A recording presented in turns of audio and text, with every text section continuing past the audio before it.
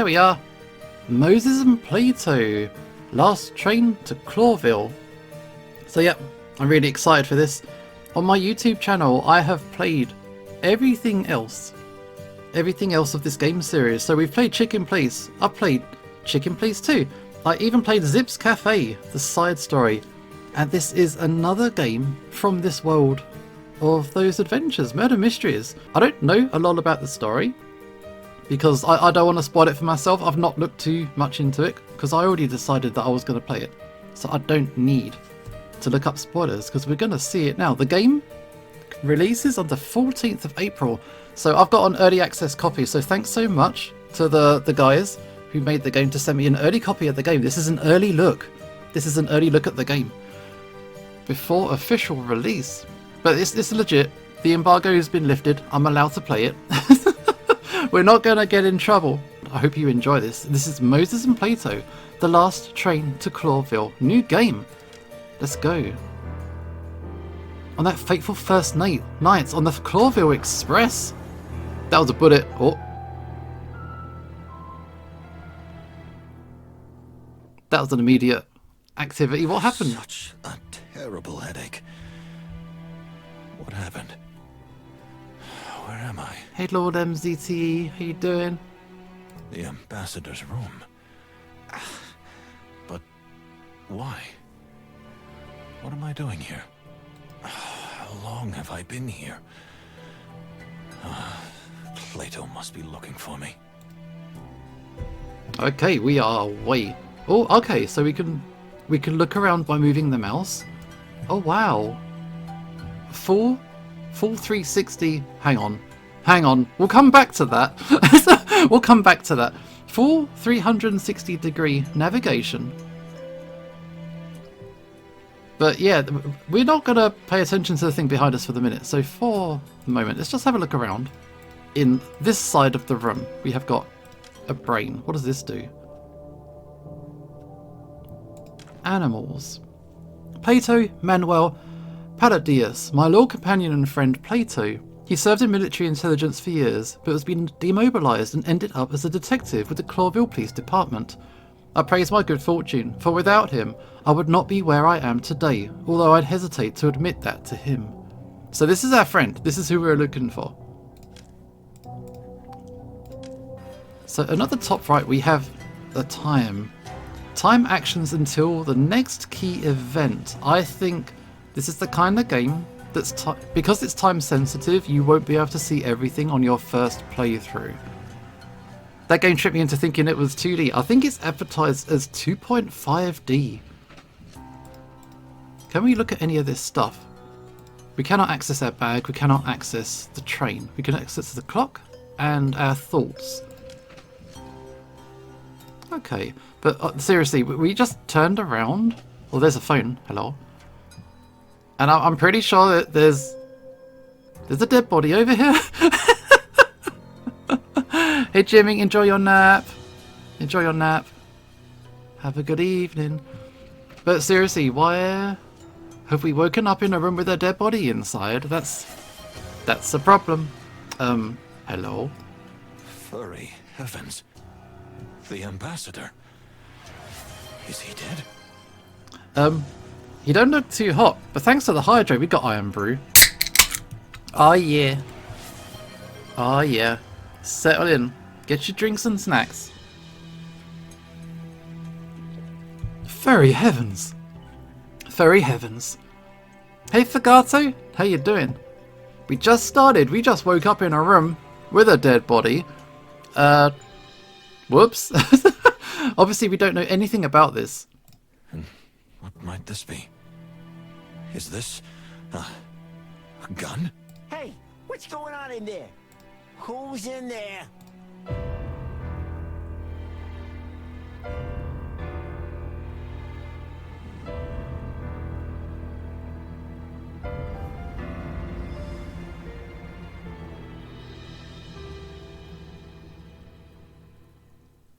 That guy was freshly killed. He was still moving. What happened here, Moses? To the Wild Ones. You killed the ambassador? Oh, maybe. We don't know yet. What? What did I do? Hey, calm down. Moses got here first, didn't he? That doesn't mean he killed the ambassador, am I right? I think so. Do you think or do you know? The poor bastard's lying dead. You're standing in front of him, and that gun may not even be cold. I can still smell the cordite. Unfortunately, I have to say, it's really more than suspicious. I mean, it's a little bit suspicious. A little bit. Calm down. There's a rational explanation for everything. Moses and I are respected detectives of the Clawville Police Department, whose job it was to protect the ambassador at all costs. Hey Brithnoth, how you doing? Welcome, welcome. We just started, yeah, we just woke up in a room, kind of knocked out, I think. And there's a dead body in here. We have the gun, which is a bit of an oopsie. Doing fine, I'm glad you're doing good. So we've only just started. This is super new. And yeah, we get an early look at this, because the game's not out for a couple of days yet. Well, in that case, you didn't do your job very well. Wow. I mean, fair point. Fiery heavens. It's all over. Peace is over. There will be war. Ah, enough. Everybody calm down. Moses didn't do it. Plato looks so angry. He looks super steamed. We can't say that. What? What did you just say? I don't remember the events of the last hour or so. I was standing over the body. I don't think I could ever do such a thing, and I abhor firearms, but still, we can't rule out the possibility that it was me. Don't confess to a crime if you don't know yourself. Oh man. Hey, no worry, Brithnoth. Pop in and out as much as you like. It's no problem. Hey Badger, how you doing? Welcome. Is everybody gone mad around here? I think it's very clear what happened. The fox drank too much and simply shot the ambassador. I mean, that's not even a motive, man. What is that? Where in the hairy, feathered, scaly world did that come from? I'm just telling you what I see, what we all see. All right, that's enough. Everyone leave the compartment and wait outside. We're gonna investigate the crime scene. You mean you and suspect number one? How do we know you're not trying to cover up the evidence? I mean, that's a fair point. I can assure you I won't touch anything, even if it had been me. My partner Plato is pure as the Stavonian snow. Honk. Anyone can say that. Empty words. Then it's your word against ours for now, honk. A hardened, multiple convicted felon against two high-ranking Clawville police officers. What do you think of those odds? What? But this is police brutality. No, it's an abuse of common sense, honk. Who's this? Hello? There's another person showed up. It's getting crowded in this room. If I may, ladies and gentlemen, as a representative of the Clawville Express, I have to say, right now, we know only that we don't know anything.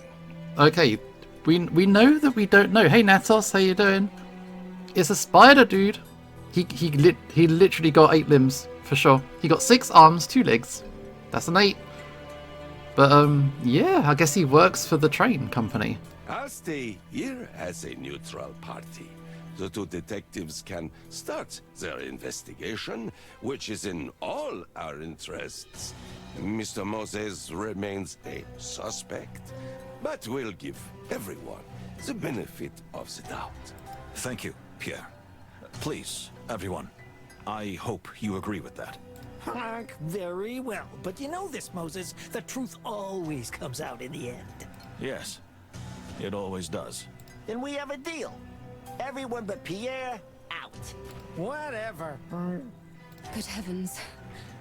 Everything's going to be all right, isn't it? I hope so, dear Fanny. I sincerely hope so. I mean, there's already been a murder, so maybe no. He's pretty cute. The eyes on the spider dude are, yeah, he's pretty cute. Those big anime eyes. Well, this journey took a rather dark turn pretty quickly, right? Oh, I'm sorry my scriptwriter's not here. So we don't know these guys' names yet, do we? We're just getting their job roles. He's an actor. Gentlemen, enjoy yourselves while you can. We'll be watching you. He's a smuggler. Obviously a criminal by how they've spoken to him.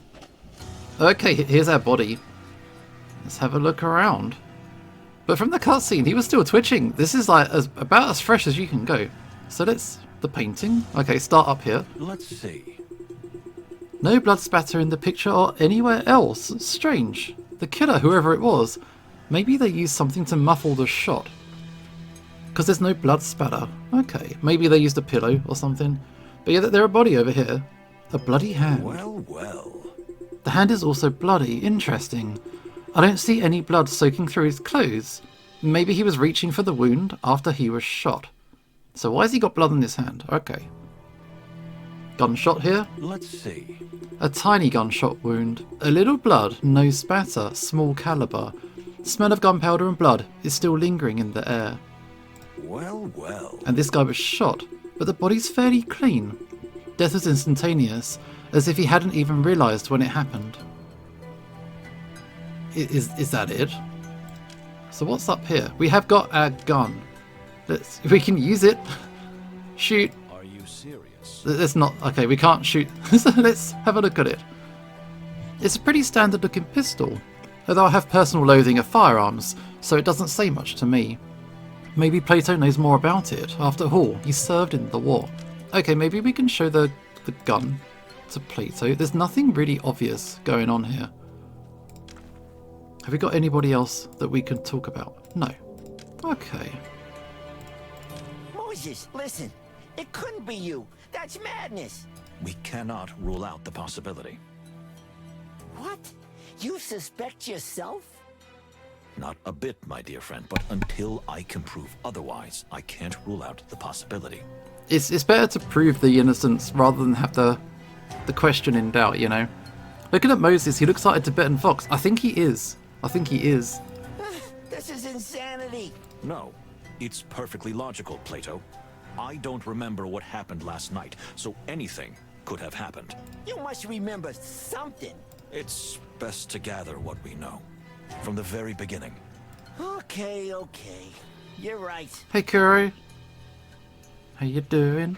An assumption will make a donkey out of a lot of situations. Yeah, you don't want to be an ass. It'll be a problem. Where do we start? Flashback. A freezing cold day greeted us on that fateful Stavonian morning. Furry heavens! Could you be any more cheesy? I thought I was getting better at this. That'll never happen. Well then, let's just start at the beginning.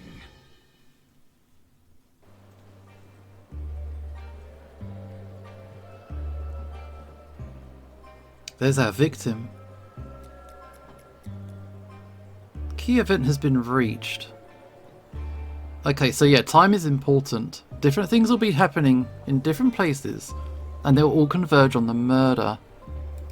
Well, here we are.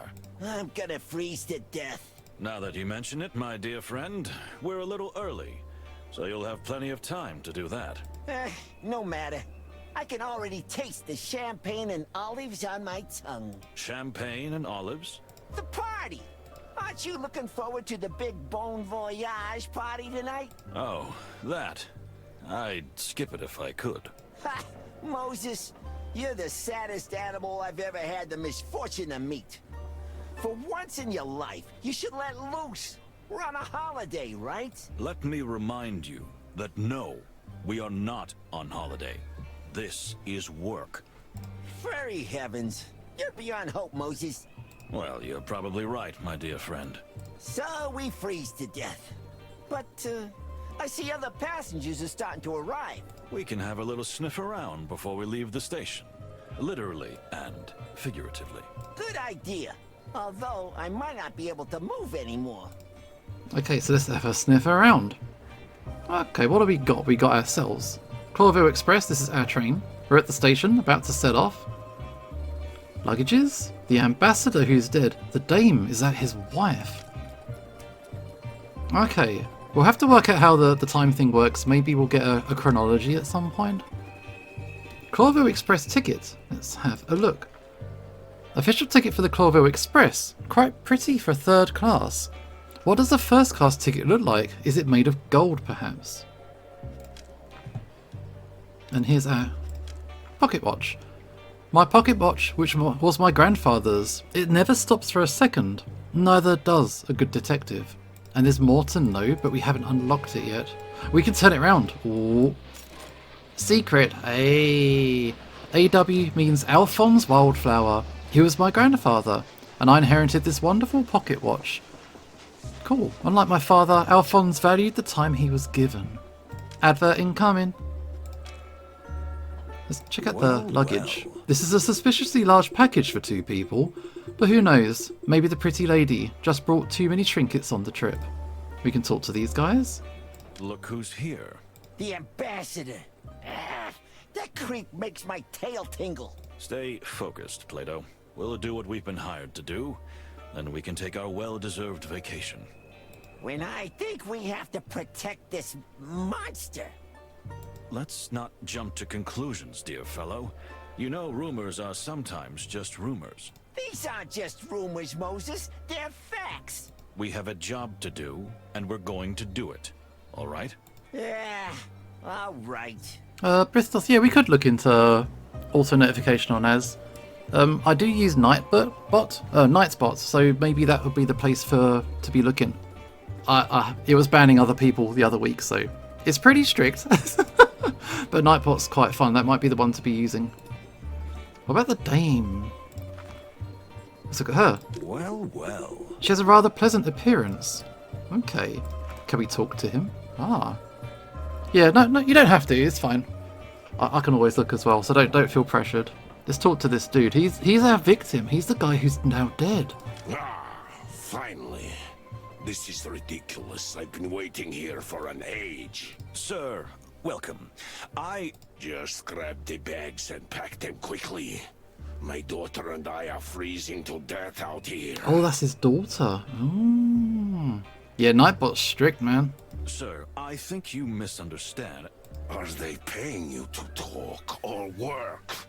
I am at my wit's end here. Can you believe it, my dear? I mean, we're not getting paid at all. Leave me out of this. Dear sir, I genuinely think there's been a misunderstanding here. Just take our luggage and load it while I'm in a good mood. I mean, I think we've got a reason for the murder now. Okay, so what do we do? That's enough. I think the cold must have frozen your ears. Let me be more clear. Can you listen to us for a moment and not just hear your own voice? Let's just go, that's enough. That's enough. None of your biz, mate. Leave us alone. You have a voice, huh?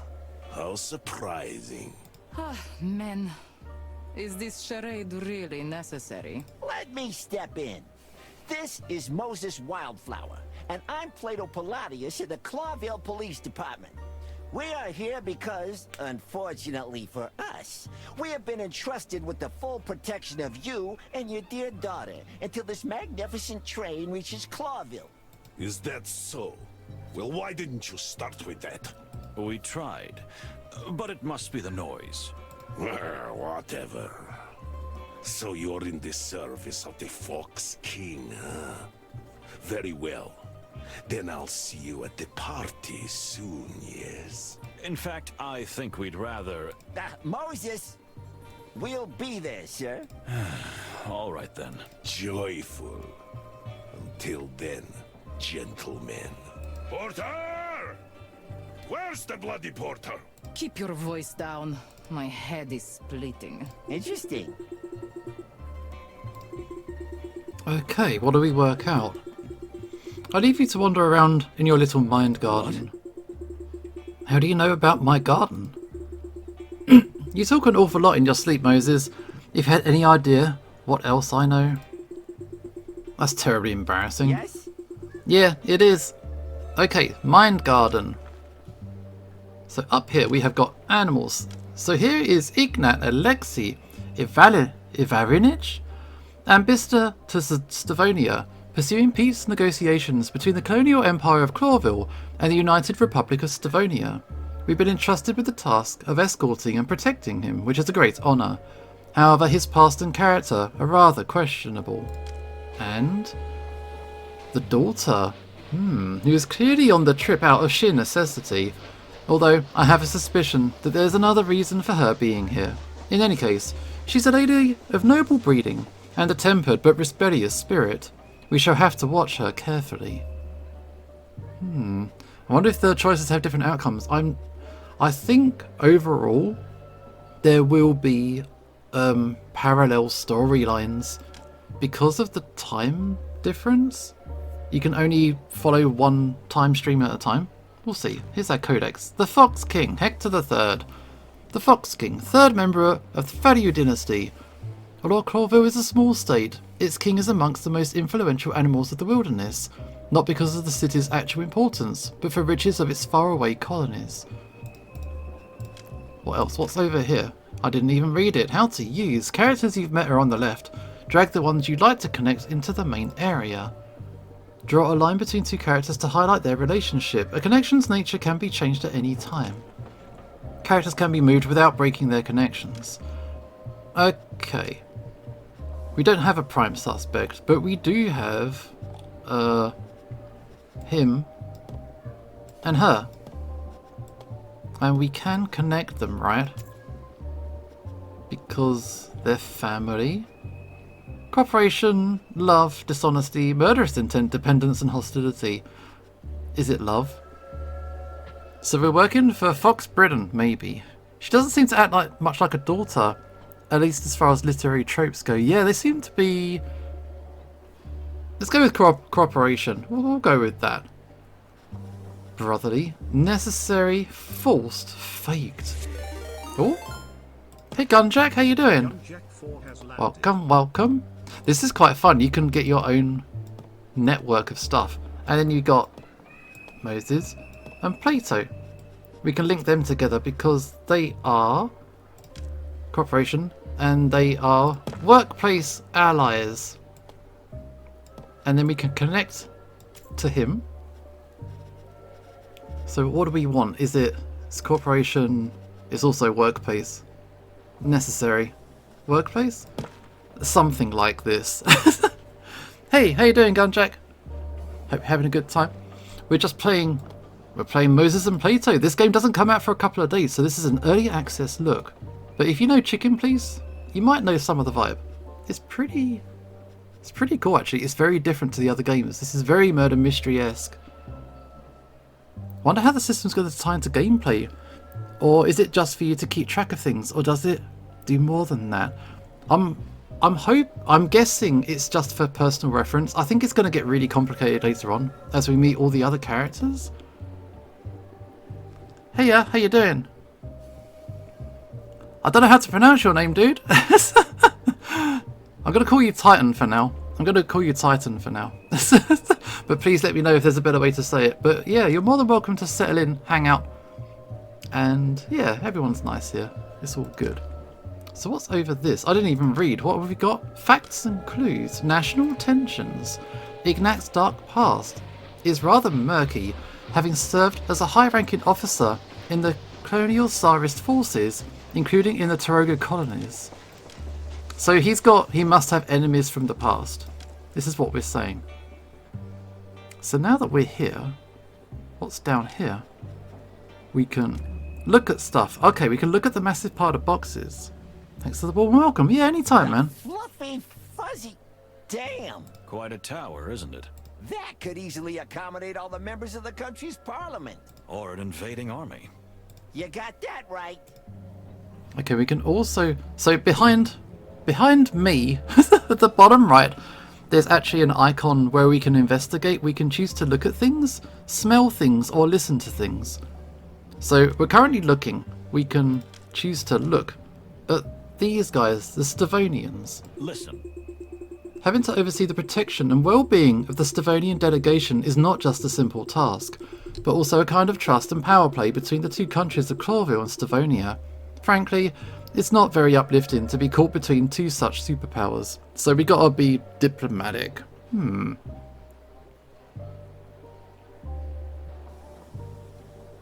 Okay, so we can play with Nightbot to make sure it tells us when adverts are. Let's have a sniff. What are we sniffing? We can sniff the train? Let's see. Trains have a distinctive smell that's a mixture of many different aromas. Metal, oil, coal, leather, and many more. But nothing blatant or noteworthy. So nothing really to smell here. Okay. Let's cancel our senses. What else? What else do we do?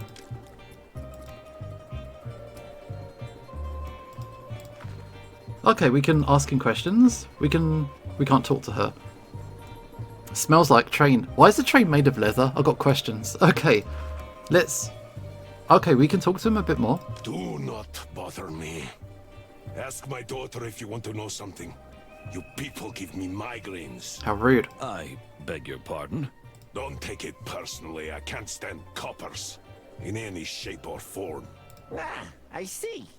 Well, the feeling is mutual. You're just kidding me, yes? Oh, of course. Sure. So he says talk to his daughter, so we can now talk to her. We can ask him questions. Let's ask about his daughter. He's a grumpy cat. My daughter, spoiled little brat. But I suppose that's mainly my fault. Yeah, you made her that way, man. Ah, come on. Don't blame yourself. If you want to know more, perhaps you should ask Her Majesty. I don't have time for this. Thank you. We will, sir. Okay, so let's just talk to her instead. Hello, hello. Madam, we are pleased to be of service to you and your good father. Do I look like I've molted for the first time? What? Yeah, what do you beg mean? your pardon? This looks like the setup's pretty simple. Oh, that's cool. Yep. I know you despise us, and you have every reason to. But I don't care. Nor do I care about these ridiculous peace negotiations. Oh, I see. That was refreshingly cold and honest. Just stay away from me. Or at least keep your flattery to yourself. You know what? You're really a little... As you wish. On the train, avoiding an encounter is close to impossible. It's not going to be that easy, I'm afraid. As you wish. Let's just be polite for now. Let's just be polite. Thank you. And good day to you, gentlemen. I'm sure we'll get... Yeah, we'll cross over in future for sure. Same to you, madam. Whew, she's something, ain't she? Just like the weather here. Ice cold and, well, mostly ice cold. Indeed. But it's interesting what she said. I mean about the peace negotiations. You know what? I don't like the idea of them myself. And these Stavonians make my tail cramp up. I thought you were a devout pacifist. You should be happy for peace. Well, since I've been through the hell of war myself, I am. But this is just smoke and mirrors, Moses. There will never be peace between Stavonia and Clawville. Hostility is coated in our blood. Maybe. But let's not get ahead of ourselves. We haven't even started this journey. Yeah, you're right. And we might just be in for the adventure of a lifetime, huh? Oh, but every day is an adventure with you, Plato. Oh, and more people showing up. More passengers. A wolf and a rabbit. We've seen the wolf More and before. more passengers. Here they are. If you want to know more than animals are willing to tell you, use your refined senses, Moses. Remember what you've taught me. You're in a rather educational mood today, my dear friend. I could almost call it lecturing. You'll thank me later, Moses. Believe me. If you say so. Okay, more people. We got an actor. Let's have a look. He looks rather familiar. You mean Cassidy Lupus? The silent wolf? Wait, was he in Chicken Please 2 as well? The what and who? To my bushy tail, you really do live in a cave, don't you? So he's some kind of movie star. The movie star. Uh-huh. And the young lady? Cassandra Ruby Faye. A real up-and-coming movie sensation. They're predicting a big future for her, although the tabloids say she's a bit unstable. Interesting. Interesting indeed. And quite lovely, too. Okay, so we can look. Well, we can't look at them. Let's try our senses. We can smell some strong perfume on these guys. Interesting. They have an extremely strong and intoxicating perfume around them, almost as if they're trying to hide something with it. Oh. And we can also listen to something. Let's listen to a nervous whisper. Oh. Stop staring at that woman. What woman? I know. Yes, you are. You were looking at that cat. Stop it, it's humiliating. It's not a cat, it's a panther. And that's an excuse. I swear, I wasn't staring, sweetie. I thought you were over this cat thing. It's Cassidy and Cassandra. Yeah, he was in the previous game. He got blackmailed because he had a thing for cats. And he didn't want to get exposed about it. Okay. So let's get rid of our senses. We can talk to these guys, right? Hello. Excuse my rudeness. My name is... Oh, come on, it's no problem. What can I write? Who will it be for? An autograph. No, thank you. What? No, I don't... Then simply Cassidy Lupus, star of Silent Wolf and the Loudest Howl. Here we go, darling. But I... Don't thank me, friend. It's nothing. My pleasure. Well, thank you. Hey, mister. Yes, little... thingy? Rude. Little what? Relax, he didn't mean it. Let's not get too excited. It's probably the cold. Or, ouch. Let's stir this pot. That must have hurt, man. Oh my, did I say something wrong? You kinda did. Please, Plato, control yourself. This is Detective Moses Wildflower, and I'm Plato Palladius from the Clawville Police Department. And we're not here for your autograph. You can be sure of that. What, the police? For the wild ones.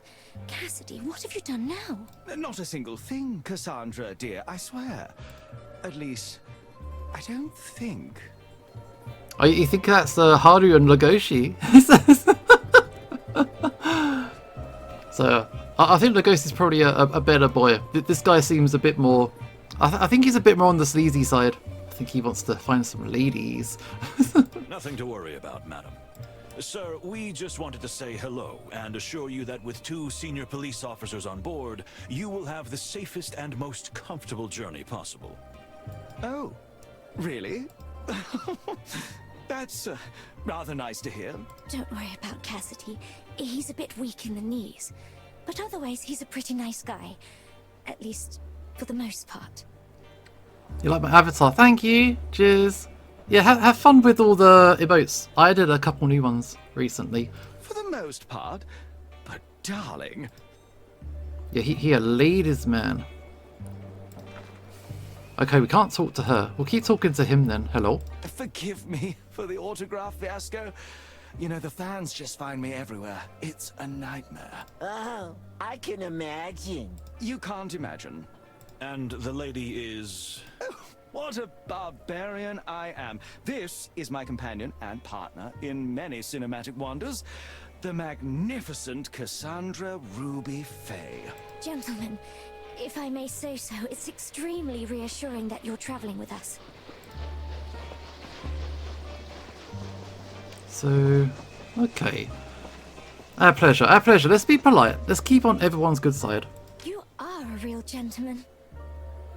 Don't worry about a thing, as long as you see us. Are you two going to the party? I regret to say that we probably will. That's wonderful. See you there, madam. Sir? Okay. We've met them all. I guess, is there an exclamation mark? We can still talk to some people. Yeah, we can still talk to people. There's more to do. People are liable to do such things. I just got a game recommendation today that was apparently an attempted adaptation of a book. And I don't think it was sponsored. Ooh, careful. let's ask this guy. We better not bother him anymore. Okay, I agree with each and every piece of hair on my back. They don't like him. We can ask her about her father though. Hello. Yeah, enjoy your dinner. My father? Don't you read the papers? It's all in there. Apart from his military and political career. He has no life. Wow. That's rough. That's harsh. You don't have a very high opinion of your father, am I right? Ha! What are you? Some kind of a detective? I mean, yes, actually. Ouch! I'm only here because I want to see Clawville with my own eyes. Otherwise, I wouldn't spend several days locked up with him even if someone pointed a gun at me. Okay, that's the first gun reference since the flashback. Well, I see. Make a note in your little notebook, detective. If somebody wring my father's neck, I should be suspect number 1. That can't happen, miss. That's why we're here. Huh, yes. What a shame. Okay, well she said it. She said it. So connections, suspect number 1. So that's you.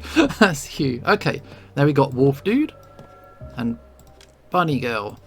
So their connection is are they in love? Probably one-sided or fake. Yep, something like that. Something like that.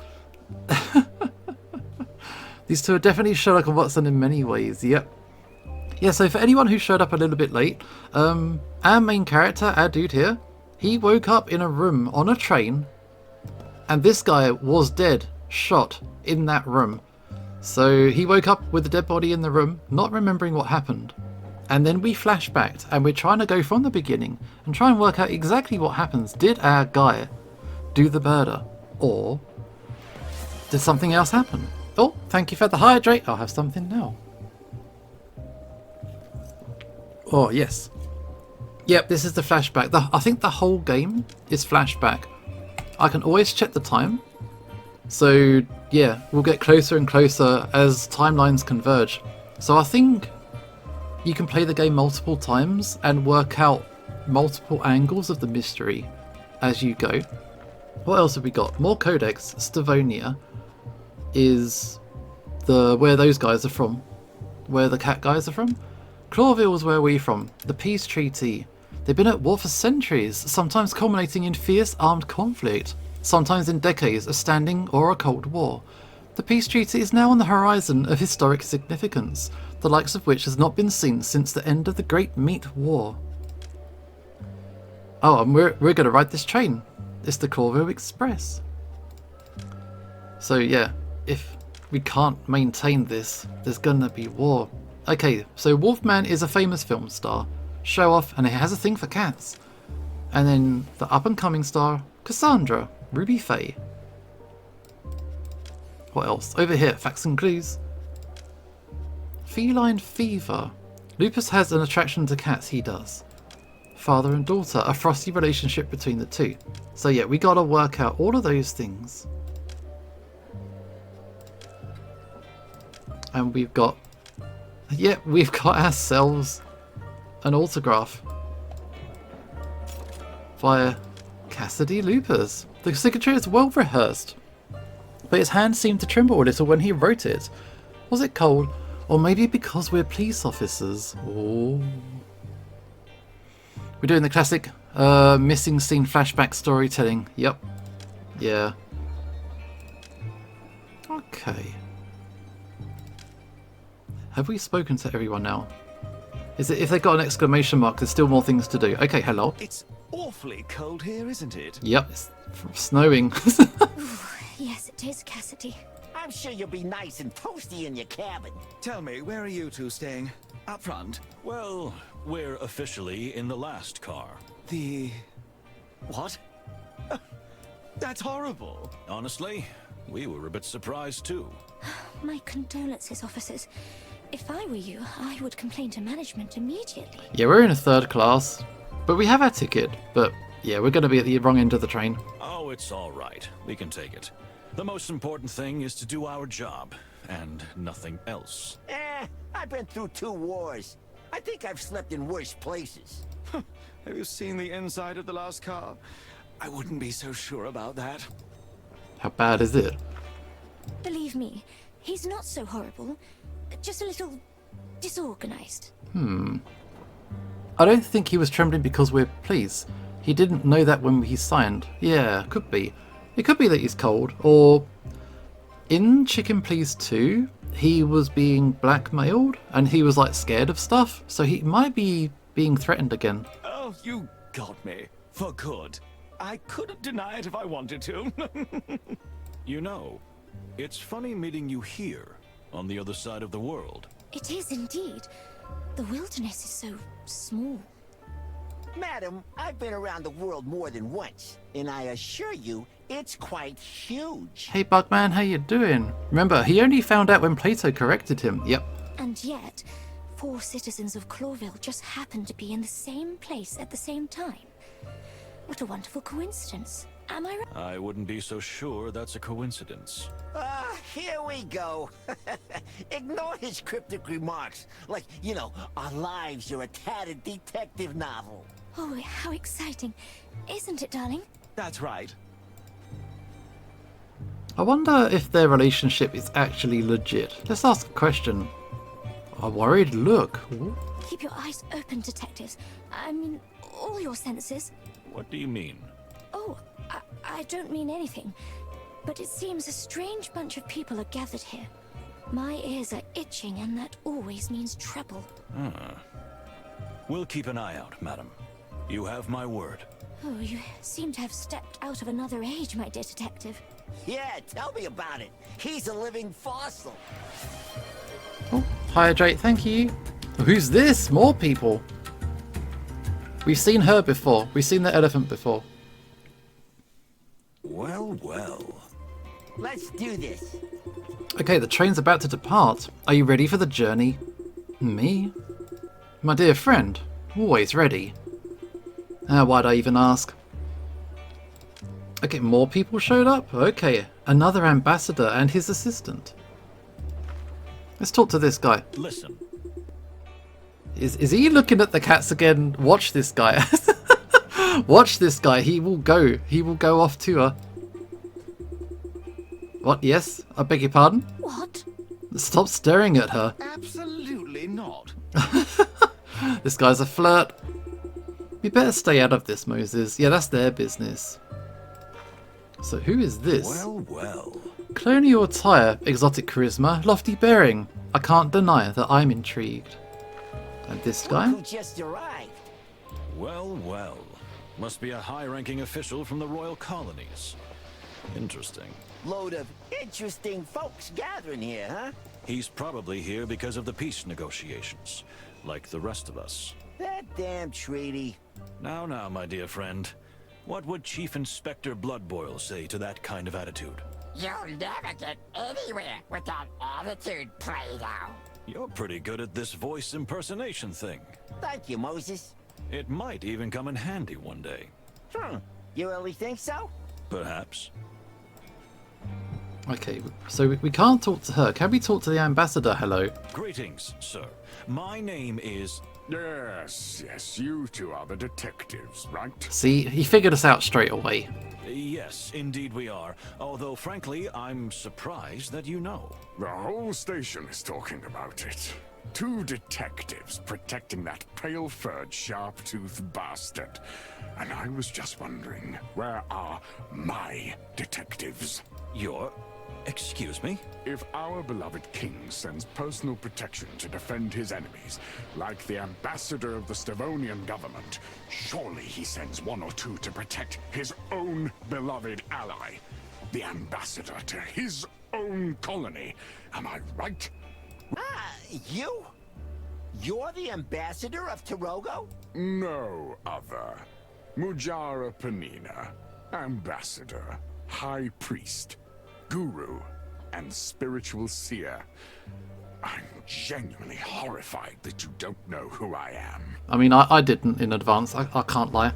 If I may say so, you speak the Clawville dialect admirably. Please do not change the topic. Although, I do speak with particular skill, yes. I am truly sorry that you have not been properly escorted, sir, but you must be aware of the very delicate relationship between the Clawvillian crown and the Stavonian government. Don't take me for a fool. Sometimes it's easier to accept the painful truth, damn.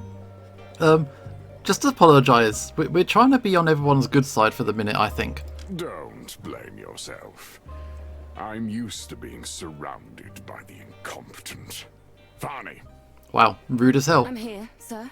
Good. Chat with these gentlemen while I go rest my eyes. Yes, of course, Separ. How can I help you, gentlemen? Okay, hey Farney, how you doing? Hello? It's a pleasure to meet you and Ambassador Mujara. The Separ is quite tired. I hope you will forgive him for being a bit irritable. The Separ? Tarogo's religious leaders, who also wield considerable political influence. Very well said. You are highly educated and well-informed, Detective. Thank you, Miss Fanny. You could have boarded the train much later if you're going to the peace negotiations. So what are you doing here on the frozen other side of the world? Unfortunately, that is sensitive, rather top secret information. Okay, they got secret information. Yeah, okay. I'll keep it in mind. You see, Miss Fanny, we are in the service of the Clawville government. We serve our common king. You need not be afraid to share anything with us. I fear that even you are not authorized to have this information, dear detectives. I am really very sorry. It is a most sensitive topic. Well, in that case, that's not a problem. If it's so very, very sensitive, we understand. Thank you, gentlemen. You are very kind. Okay. Secrets are part of our work. If someone, we understand. Yeah, that one. Secrets are part of our work. Thank you. Your discretion means a lot to me. Oh, we're discreet, ma'am. We're probably not discreet. It's fine. Well, yes, we are. Most of the time. Okay, all stuff just showed up. Let's have a think about this. So more people. So we got Majara Panina, the ambassador of the colonies, and also his assistant, Fani. A pleasant and generally good-natured lady. We don't know much about her, but she seems to keep her hot-tempered boss perfectly in check. Detective reminds me of Sherlock Holmes. Yeah, this is more 1950s style, a little bit later. The winter of the century is cold in Stavonia. The wilderness? We call the whole known world the wilderness, where a civilization of intelligent animals lives and thrives. Much of the world is now truly recognised as modern and civilised, but there are still remote corners where animals are mostly wild and live by the old beliefs of the food chain. Okay. Over here. More mysteries. Why are we in the last wagon? What is Majara's secret? Okay, this one's been finished. So Majara does not like the fact that he hasn't got protection, which is a problem. So up here. No, where does our relationship charts go? Where was that? No, not this one. I'm clicking on all the things. Facts and clues. No. Connections. Okay, we got these two. How are they connected? They are cooperating together and more workplace stuff. There you go. It's just a matter of being loud carefully, letting certain things free and keeping others quiet. That way you can shape what it is people are looking at and for. Yeah, be loud and discreet.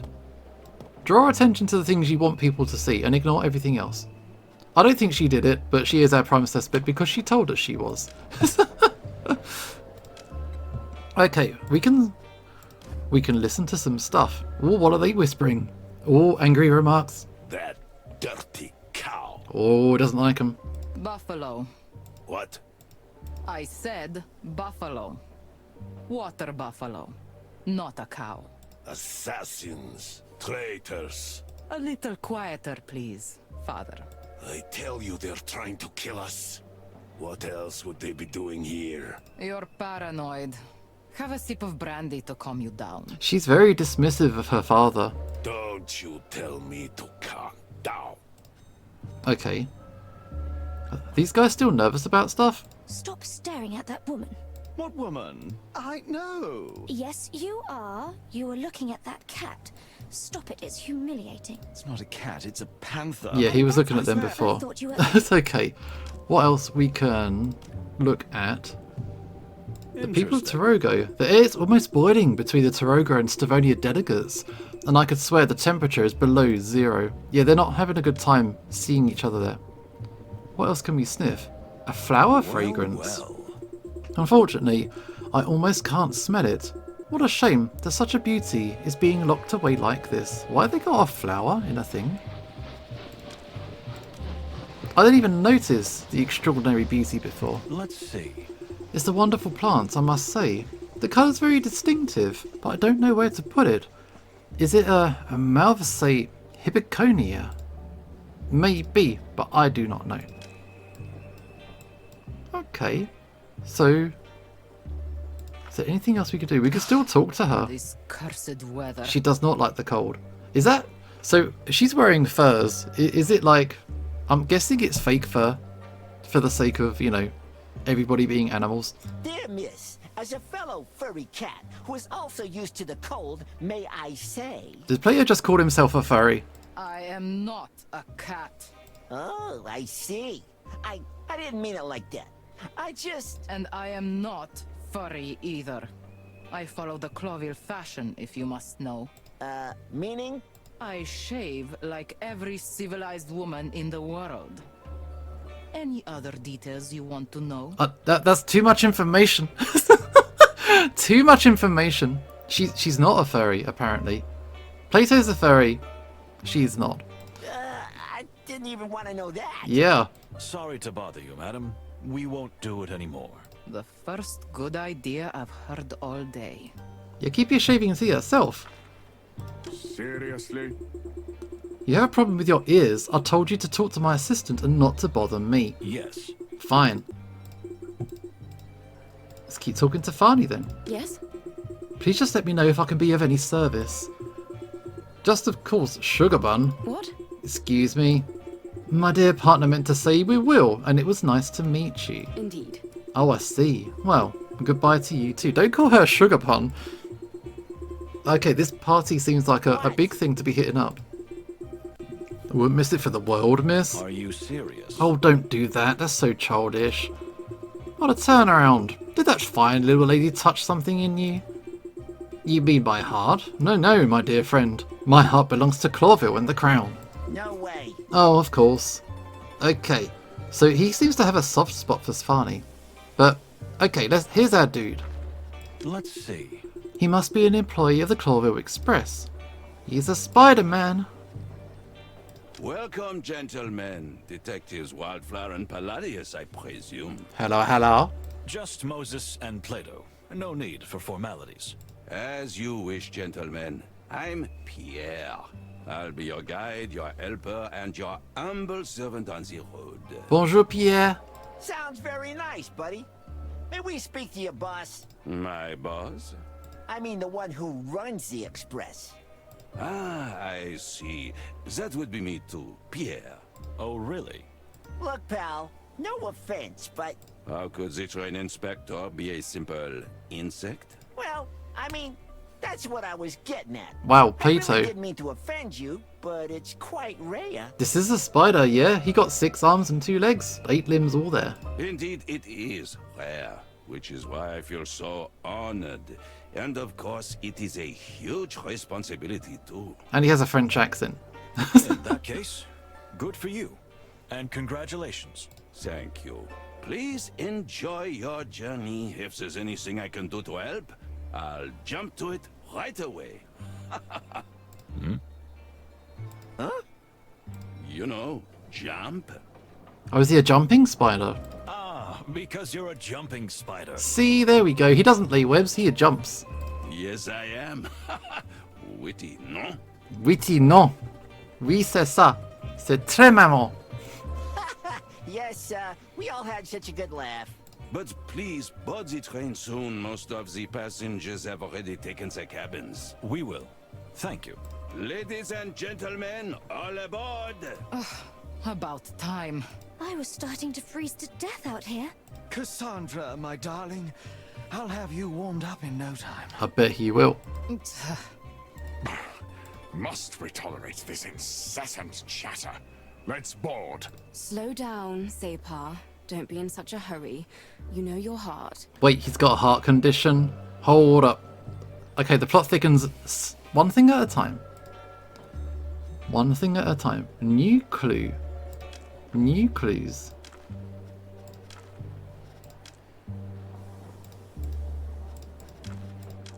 Pierre, jumping spider. He represents Clawville Express and is a guide, steward, janitor and caretaker. He's a multi-coloured character who can do more than one job at a time, not only because he has 8 limbs. He's bright, helpful and seems to be completely reliable. Is that a double bluff though? Can we trust? Can we trust any of these characters? Does he have a heart problem? And is Ignat paranoid? He thinks that someone's trying to kill him. Which, spoilers, he did get killed. So Interesting. let's go. The Clawville Express is said to be the most amazing machine ever built by an animal. At least that's what they say. I wonder how it can live up to such big words. I love Pierre, Bugman, all about the bugs. We wish you a pleasant journey on behalf of the Clawville Express. Let me know if you need anything. I can be very handy. Hey, he said it. Huh? Handy. Come on, guys, keep up with the jokes, man. Huh? Oh my god. Oh, yes, I see. Because you have a lot of hands, right? Oui. Wee wee wee. Indeed. Enjoy the jokes, man. Best character, not biased, trust me. Absolutely not gonna be up to anything nefarious. Why are we in the last wagon, though? Listen.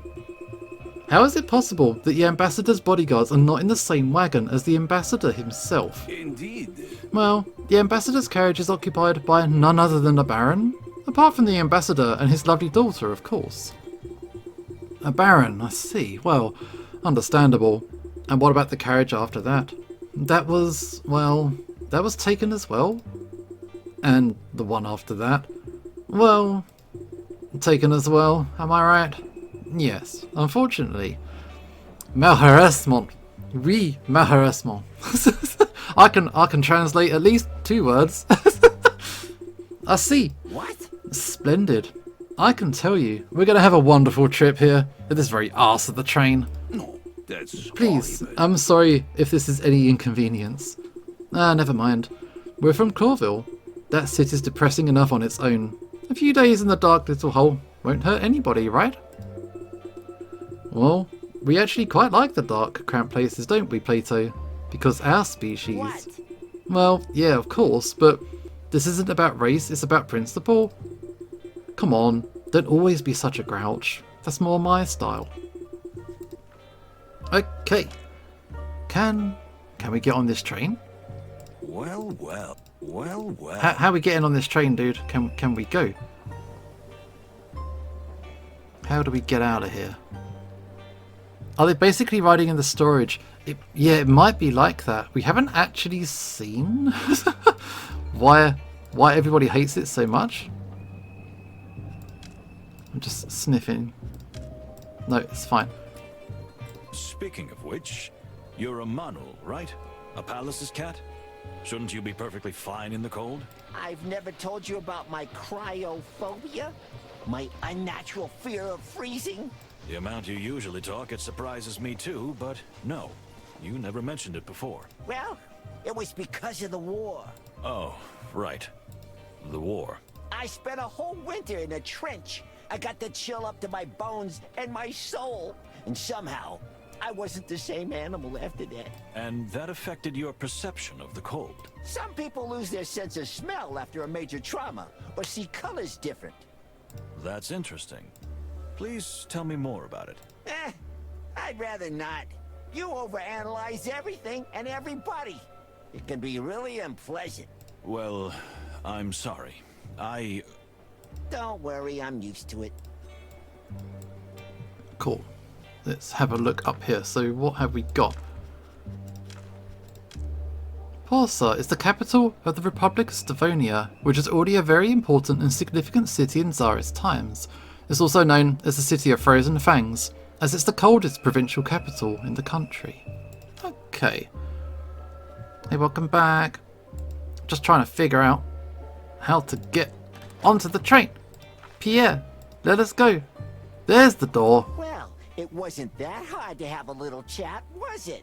It's a nice way to pass the time. I've already got the worst headache. Come on, you'll survive. So, should we hop on board then? When did you step away? Basically, everybody is on the train. We've met the wolf and his bunny girl rabbit. We've met the cat ambassador dude and his daughter. And we've also met the oxen. Was he an ox or was he a boar? No, not a boar. He's like a big cow. He's got a heart problem and his assistant. And we also met the guy who owns the train, Spider-Man. Pierre. And now we're gonna get onto the train now. Water Buffalo, there he is. If we must. So we just finished in the train station, and now we're gonna get on the train for the first time. Quite strange company we got here, don't you think? And we haven't seen half of it yet. Something smells fishy to me. This Mujara guy and his assistant, not to mention his excellency, the ambassador, and his ice-cold daughter. Yo, welcome back. We're about to get onto the train. I think the only person we've seen but haven't met yet now is the goose. We're in for an interesting journey, that's for sure. But I wouldn't jump to conclusions just yet. Well, anyway, time to get ready for the party. There's going to be a party. So we got multiple ambassadors from rival countries who don't trust each other. It's all going to kick off. Oh no, the party. You shouldn't have mentioned. My head. Come on, Chief. Let's get dressed up, have a drink or two, and go to the little rat hole in the back of the train for a good sleep. What could go wrong? What could go wrong? Famous last words, eh? Ha! See? You're getting a sense of humor. No.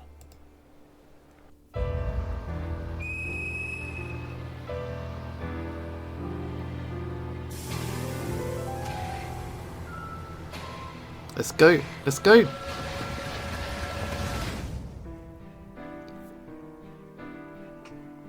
We made it to the title.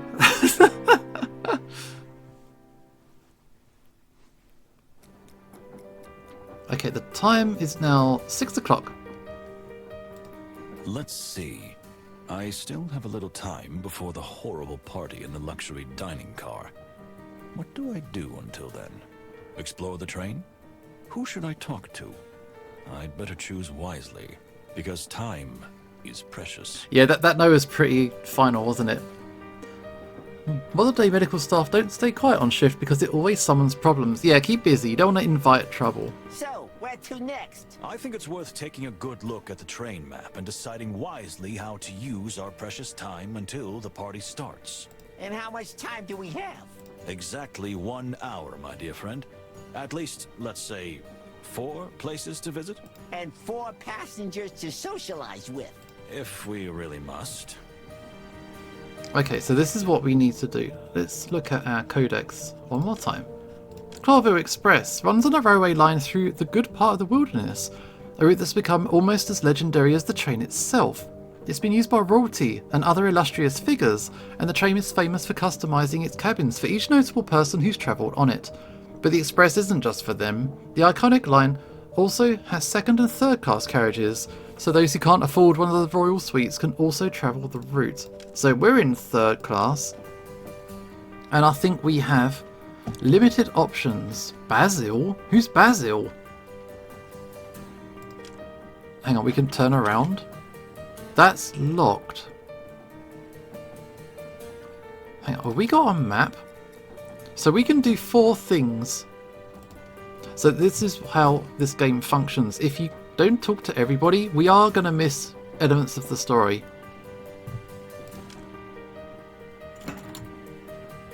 Do we talk to Basil? Shall we have a look around? Let's go through. So whose carriage is this? That's the detective's room. So that's Plato's room. Turn around. Cool. These graphics are nice, actually. It's quite cool. So this is our room. This is... Shall we see what our room is like? I want to see what our room's like. This is what third class is like. We got a bunk. We got a map of the wilderness. We may need it later. Got a couple of hangers. This is my bed. Indeed. Tiny, hard, and infinitely uncomfortable. Just like home. Plato's got the top bunk. Nice shoes, neat bed, and well-combed fur. These 3 things define a true gentleman. Unfortunately, poor Plato falls short in all of these. You ain't the one, dude. Wah! Sneeze! Oh my god. Okay, we can have a listen. We can listen to the rattling. Well, well. The endless, melodically numbing rumble of the train. Nothing else worth mentioning. Okay. We can look at the old cabin. This is without a doubt the cheapest and worst conditioned cabin of all. It's an honour. And we can sniff the smell of Plato. Let's sniff our body. I imagine this game is like the one you played a while back, the one where everybody was snowed into a tavern and you needed to play through a second time to learn everything. Though perhaps we'll need more than just 2 playthroughs. Yeah, it depends how many characters there are. What does the train smell of? Hang on. Old leather and textile tapestries with the smell of tobacco and coffee deeply and unmistakably embedded over the years. Plato, what do you smell like? Indeed. Plato has a remarkably peculiar smell. A basic cat scent mixes with the strong lavender whiskey cologne that he uses. And I can smell the unmistakable aroma of relief on him. Probably because we're finally in a warm place. Okay, we sniff our friends. Always sniff your friends. Okay, let's talk to Plato. Interesting. Why the train? Isn't that strange to you? What do you mean? Here are the peace talks, on which the future of the wilderness depends. Here's the ambassador worth his weight in gold. Is surely a train the safest or the best way to make this journey? Listen. It's not that simple. The Clawville Express is a sign, a legendary train that's the very symbol of the Clawville colonial empire, and in a way the journey itself is symbolic, and that we're all on it together. And the trust, my dear friend, in such a fragile diplomatic relationship is as important as the peace negotiations themselves. You mean Clawville wants to prove that the ambassador is safe without a serious military escort? Something like that. And we're also part of that insurance, and part of the message too. What? Well, if we were sent to protect the ambassador, someone somewhere did something very wrong. Come on, don't be so hard on yourself, Plato. It's a privilege. Consider it an honour. Well, then I'm deeply honoured. By the way, did you bring a gun? Are you serious? A what now? Of course not, my dear furry fellow. You know I can't stand them. Yeah, but you know, Moses, at the moment, we're more bodyguards than detectives. I don't need a gun. And you? Do you have one? Yes? Hell yes. I always carry my favourite semi-automatic, dude. There you go. Then we have a gun. That'll do. Yeah, I hope you don't need it. Let's see. What do you think? What should we do? Listen. Well, we're detectives in the Clawville PD, and also bodyguards on this mission. It's our duty to find out as much as we can about the animals who are travelling with us. There is no case, but you're already investigating. Sherlock and Watson moment, and we got guns. Alright, it's just a pure curiosity, Plato. You told me to be more social, right? True. Let's do that then. Okay. Is that everything? Because I think we've used one of our 4 options. Just talking to our friend.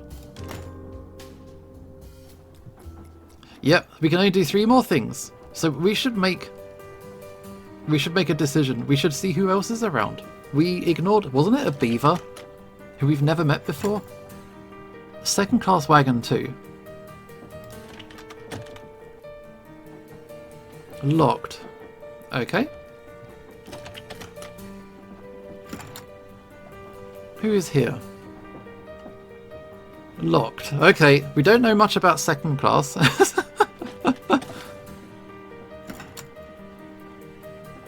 Second class dining.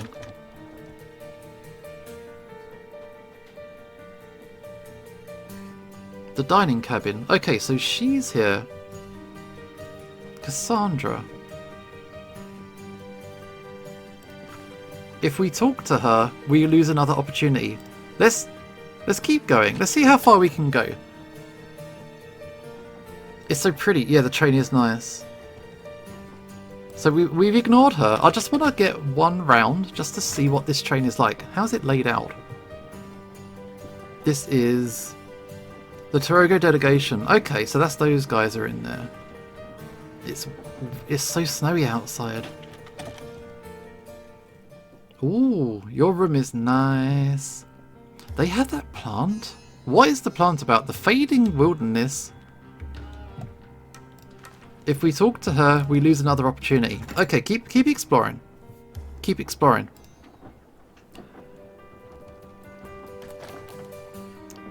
Now I'm imagining that RDJ Sherlock with "You threw my wife off a train." I timed it perfectly. You threw my wife off a train. Very much inspired by Murder on the Orient Express. Even this room is inspired by it. Okay, first class dining. First class dining. Very artistic. And no one is here.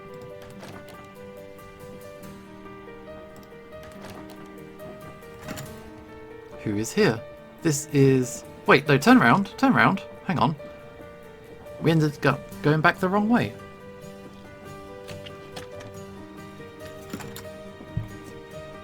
First class dining.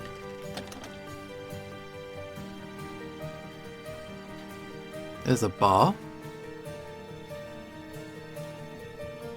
No one at the bar. Trains are cool and big ships. I love murders on trains. So who's here? Turn around. Yeah, no one here. Turn around again. It's very point and click. I don't navigate with the arrows or controller or anything. It's all with the mouse. Who's in here? The Baron? Who's the Baron? Who's that? Okay. That's someone we've not met. So there are... Should we introduce ourselves to all the characters we've never met before? Is that as far as we can go? We can't go further? Okay. I guess we don't have any options on who we can and can't talk to then. I think you like the Demon Slayer movie. Oh yeah, that was the whole thing. Who's the Baron? Who's this? Hello?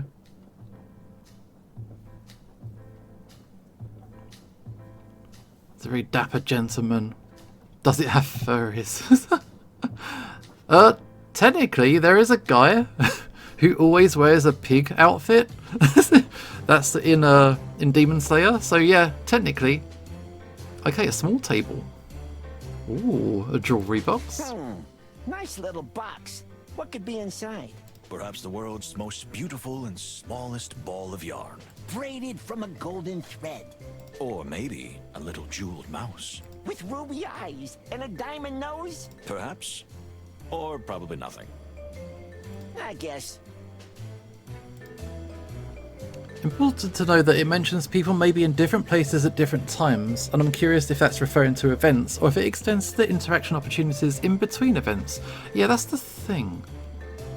I guess we can't open this.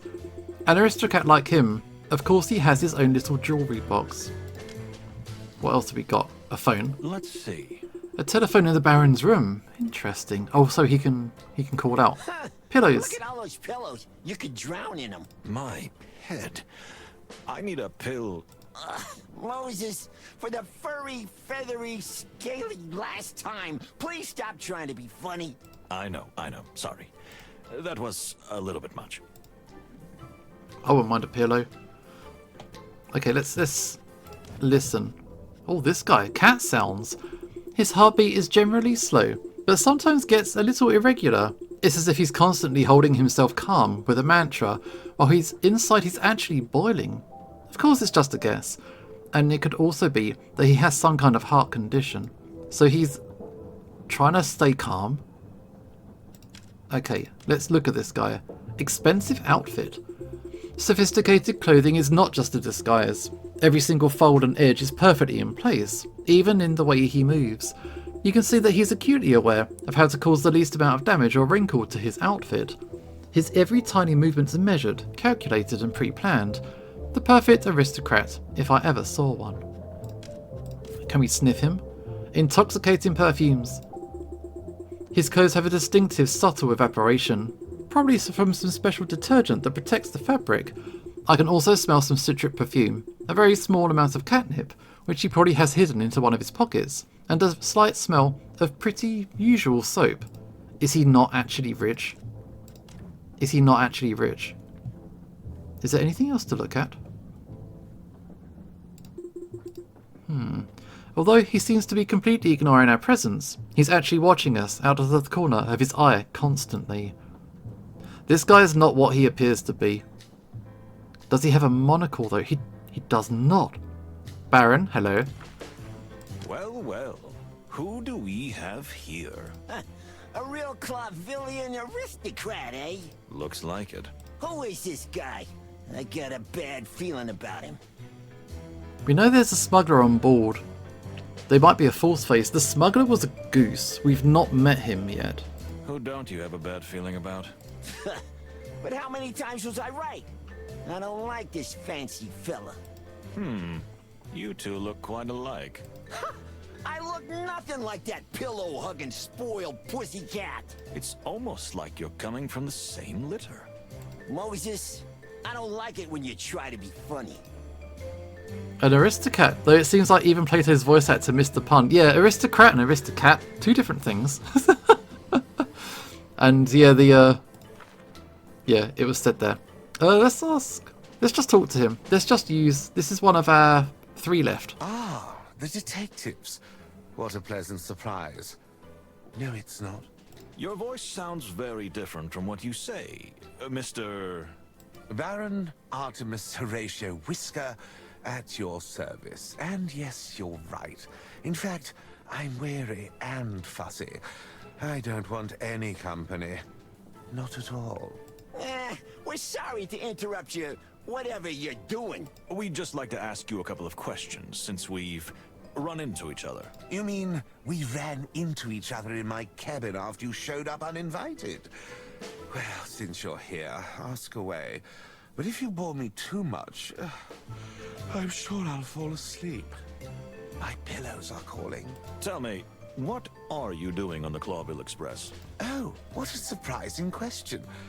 Well, if you want to know, I'm on my way home after visiting a distant relative in this terribly cold place. Terribly cold. So you have family living in Stavonia? Actually, we're from here originally, but my family has lived in Clawville since my great-grandfather and made their fortune there. If you don't mind me asking, you're of aristocratic descent? Well, I'm afraid not. And I do mind you asking. I really do. Okay, so he's new money. He's not old money. Oh, excuse me. We didn't mean to... Anything else? I hope not. Okay, he doesn't particularly want to talk to us, but as we're here, what do you want? Just quickly, if you please. Oh, let's see. Okay, let's ask some questions then. Are you a nervous kind of dude? Forgive me for saying so, but you seem a little nervous. I couldn't help noticing you watching us out of the corner of your eye. And your heartbeat... So, you really are a detective, aren't you? By the way, yes, you're right. Ever since I heard that a murderer... Excuse me, murderer. What? Murderer? Where? I mean, there's an alleged murderer on board. So we have heard. Where's this rumor come from? Hang on. Really? Who told you that? Who? Everyone. Everybody's whispering about it. Someone's trying to kill the Stovonian ambassador. Well, who wouldn't want to? No surprise. A little more seriousness, my dear Plato. Unfortunately, it's really not surprising. Still, it's a terrible thing to hear. Is it really? So, you think the ambassador is in grave danger? Isn't it your job to protect him? You could do that instead of harassing me. Bravo, well said.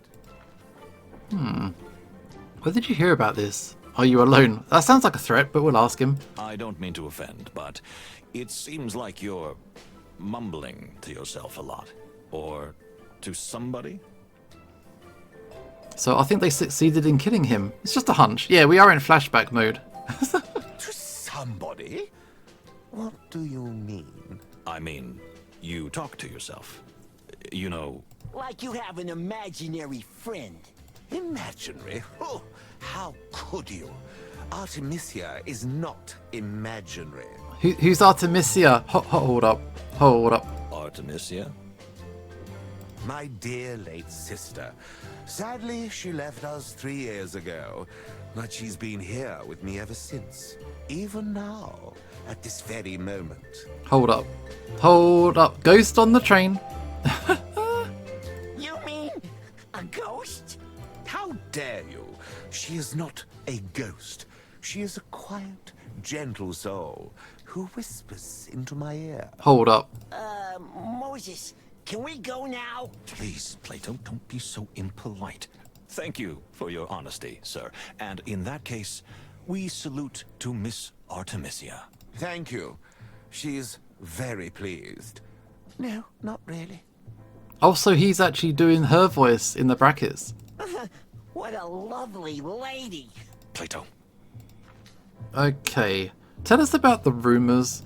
Do you think a professional assassin is on board? I think so. No, we don't think so. But what if there is? Who are they going to kill? What do you mean? The rumor is that they're trying to kill an ambassador, right? But there are 2 ambassadors on this train, and they're on opposite sides. True. No one is going to kill any ambassadors while we are here. You can't be everywhere at once. The train is long. We just need to keep an eye on all of the passengers, all of the time. See? Easy, right?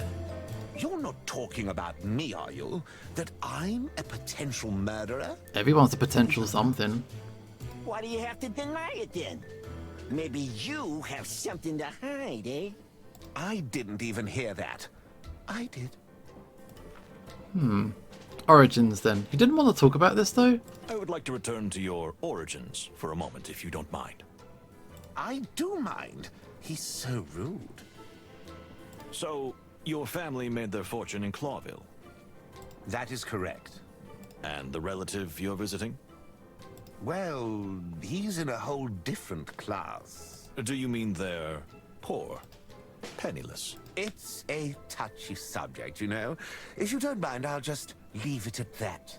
Yes, but still, you're saying... Yeah, we understand, sir. And we won't be indiscreet. Right, Moses? Right. I just wanted to know.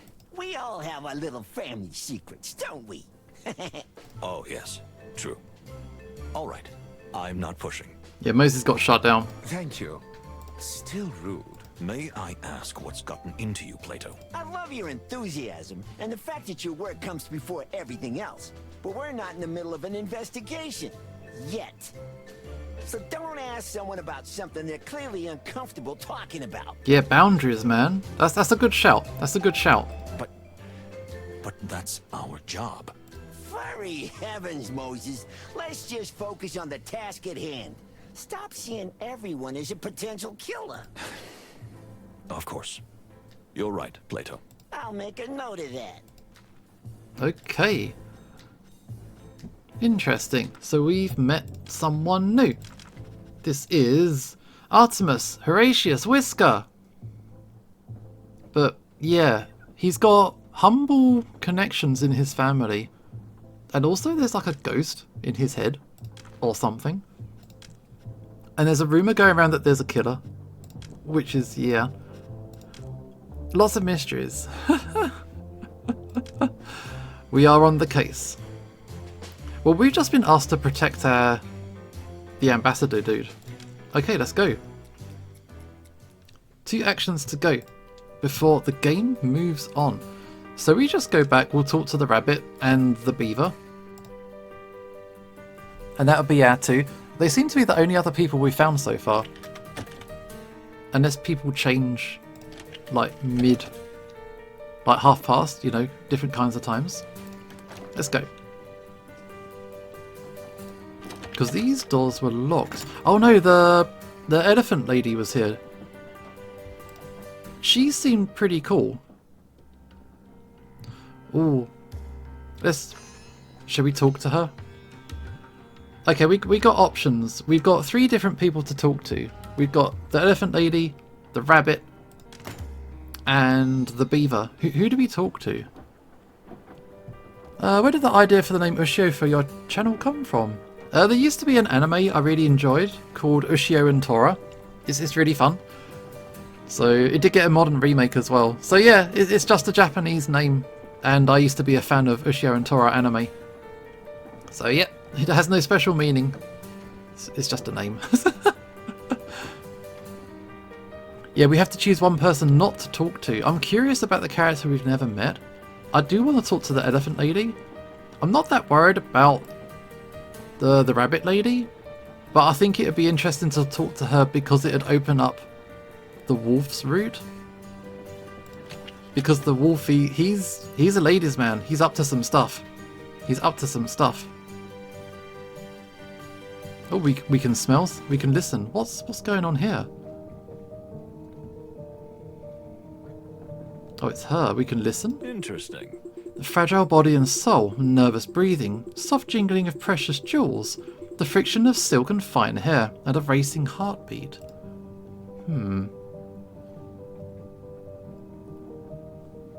What else can we do? We can look at the decorations.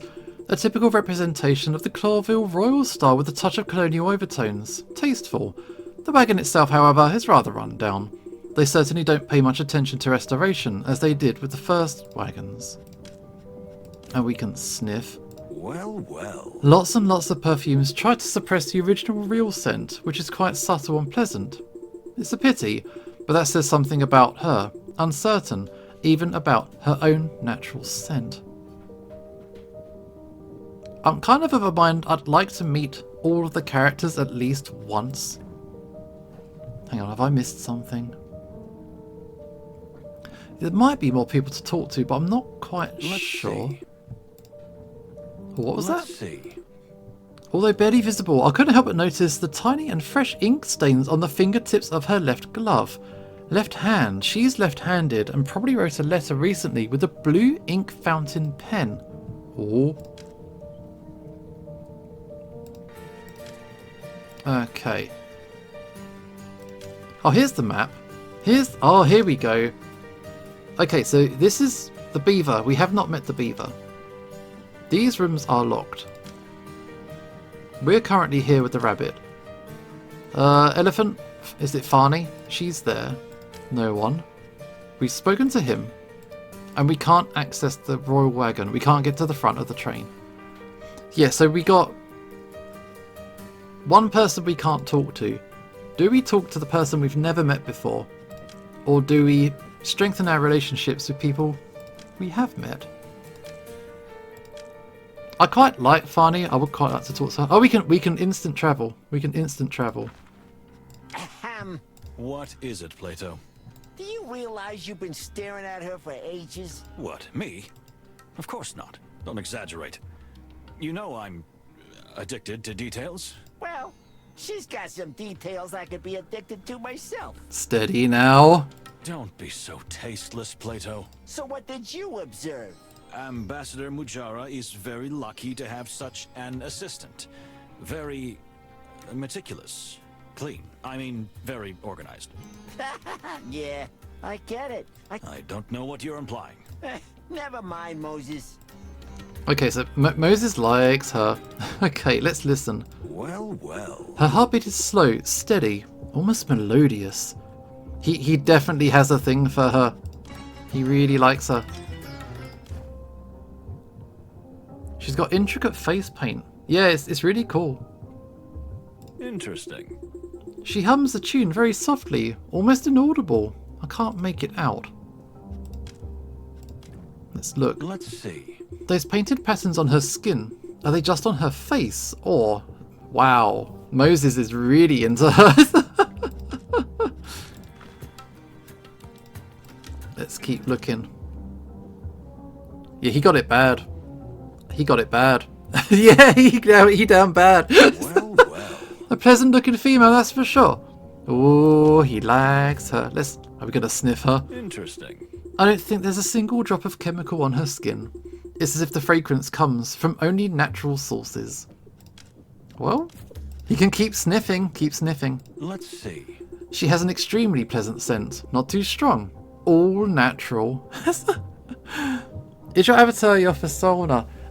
Sort of. It's kind of like evolved in a weird way. It's kind of like the mascot for the channel. So, yeah, it represents the channel, but it kind of represents me as well. It's a weird thing. Sort of. Don't worry too much about it.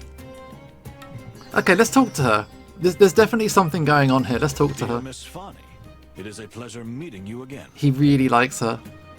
Plato is the Issen for this game, he is. Likewise, dear Mr. Wildflower. Oh, you remembered my name. I'm honored.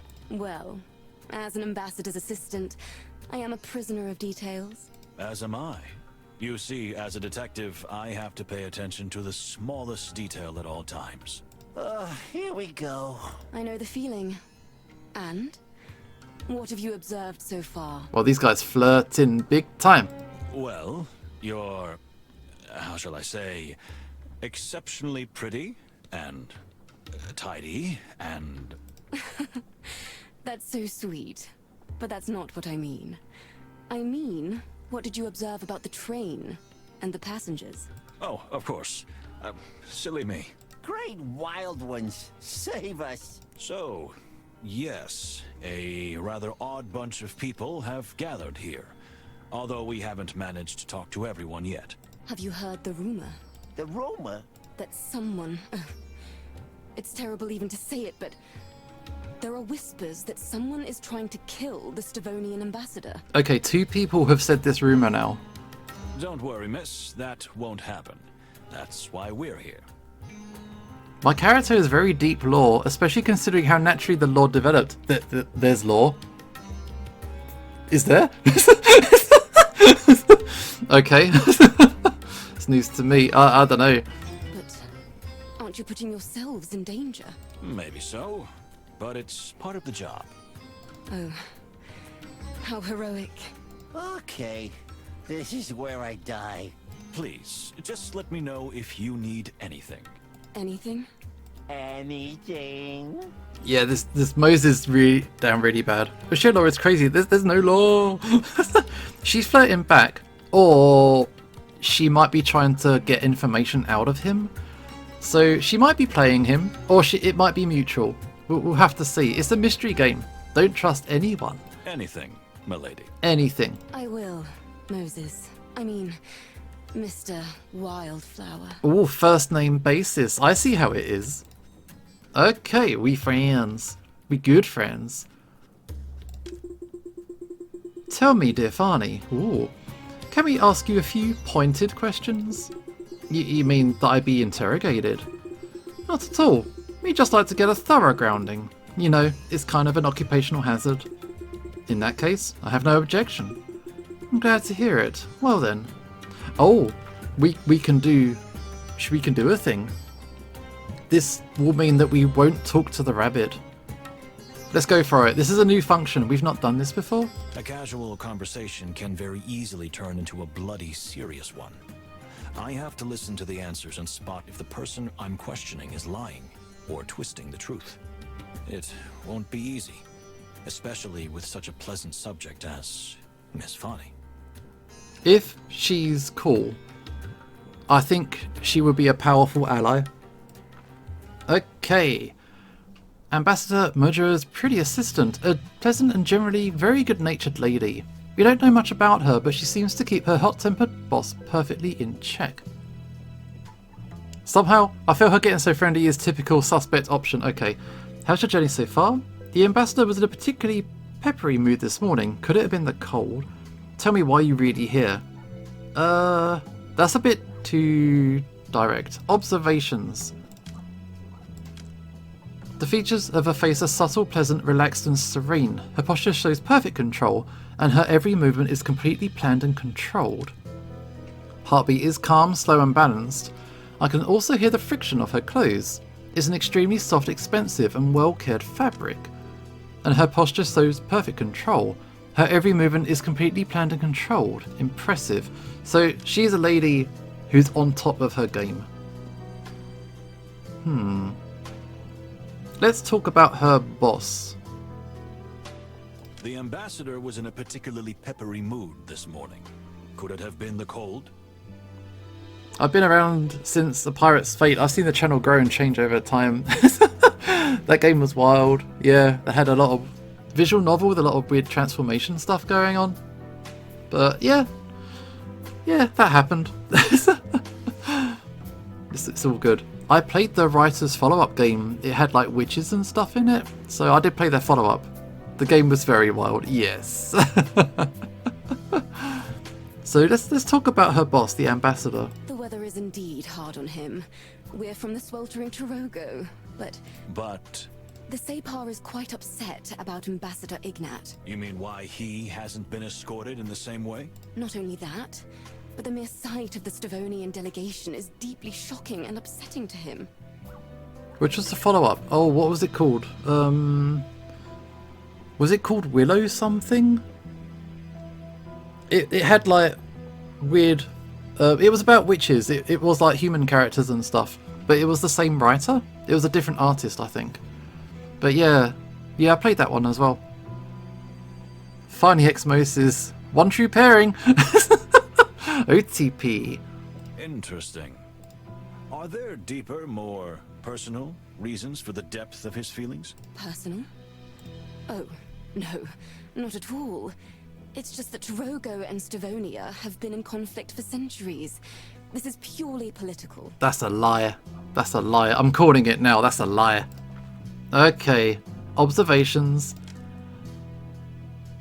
How's she doing? Heartbeat is still calm and slow. Posture, perfect control. Okay, tell me about his health. We heard about this. Tell me, is there something wrong with the ambassador's health? Why would you think that? I'm just fumbling around, so... No, not at all. The ambassador is in perfect health. Doesn't he have a heart thing? It's a liar. That's a liar. He has heart problems. So let's ask about this. We heard you tell the ambassador to watch his heart. At another time, you said he is often tired nowadays. You've got me, yes. The ambassador has a serious heart condition. But he does not like to appear weak in front of anyone. Especially in front of his enemies. That's understandable. Thank you. We won't pass it on to anyone, we promise. Thank you. Okay, we got you. Ah, we got points. Very good. Very good. Is she still calm and collected? Yeah, still calm and collected. Still good. Why are you really here? Are we ready for that? How's your journey so far? So, how is your journey so far? Well, the train is very comfortable, and the ambassador is pleased. Yes, but I'm asking you, Stretch. not the ambassador. Thank you. Oh, well, yes. I've never been on a train with such class, you know? What else? I can see that you're a little embarrassed, if I don't offend you by saying so. You're so observant. Yes, well, besides being excited, I'm also a little uncomfortable, as I don't really know how to behave in a situation like this, with such important people. Yeah, he flirting. Yeah, she's an assistant in a very high-ranking position, so she's got to watch her step as well. Oh, hang on. Let me look at the history. Hang on. We can look at train's comfortable. Ambassador's pleased. Never been on the train with such class. I'm thrilled. I think she's telling the truth. I think she's telling the truth. We'll go with it. I believe you. I advise you to just be yourself. That's always the best way. That's a lie because she's not nervous at all. Yeah, there is that.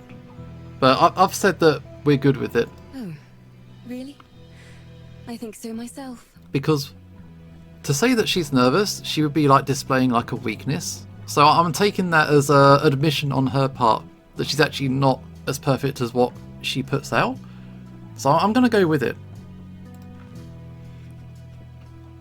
Shall we just go for it? Why are you really here? Like, seriously, why are you here? Oh, we've got more points. Why are you really here? Oh, are we not ready for that? Let's just go for it. Tell me, why are you really here? I mean, why are you really here? Yeah, seriously, really, why? Why are you here? I'm sorry. I don't know what you were suggesting. I mean, why do you happen to be on this train? Basically, why? So, you were on holiday? Right here. One of the coldest places of the whole wild world. You just happen to be here. Given how uncomfortable, uninterested he is about social stuff, that's unusual. Yeah, he down for her. I also think she's trying to be the consummate professional. Yeah, she is. I've already told you, Detective. It's just a coincidence. The ambassador was here on holiday, yes. You know he loves the opera, and Stavonia is famous for its opera houses. Is that a lie? Okay. Was it a heart problem thing? The peace negotiations. Ignat's past is rather murky, having served as a high-ranking officer in the colonial Tsarist forces, including in the Tarogo colonies. Is there something about his past? Hostility between the two embassies? There's animosity. We don't need the pocket watch. We don't need that. Shall we just say that there's hostility? We'll go with this. Maybe they just got beef and they just want to be part of it. We'll go with it. We're gonna point a finger. Despite the centuries-old conflicts between your countries, you would have me believe that you are here because of the opera? At the very same time the Stavonian ambassador is due to visit Clawville for the peace talks. Yeah, tell us. Go on. We just want to know the truth, Miss Funny. We mean you no harm. You're right. There's no point in hiding it. We are here for a deeper purpose. But unfortunately, I cannot disclose the reason right now. Is this the secret you mentioned earlier? Indeed. It's about our religion. I hope you understand if I don't want to talk about it myself. Perhaps Ambassador Mujara will be more willing. Okay, so she doesn't have the authority to go through with this conversation? We understand. Thank you for your honesty. But they do have an angle. They do have a reason to be here. I thank you, Detective. Okay. Ooh, we're at 70. See, we're doing good.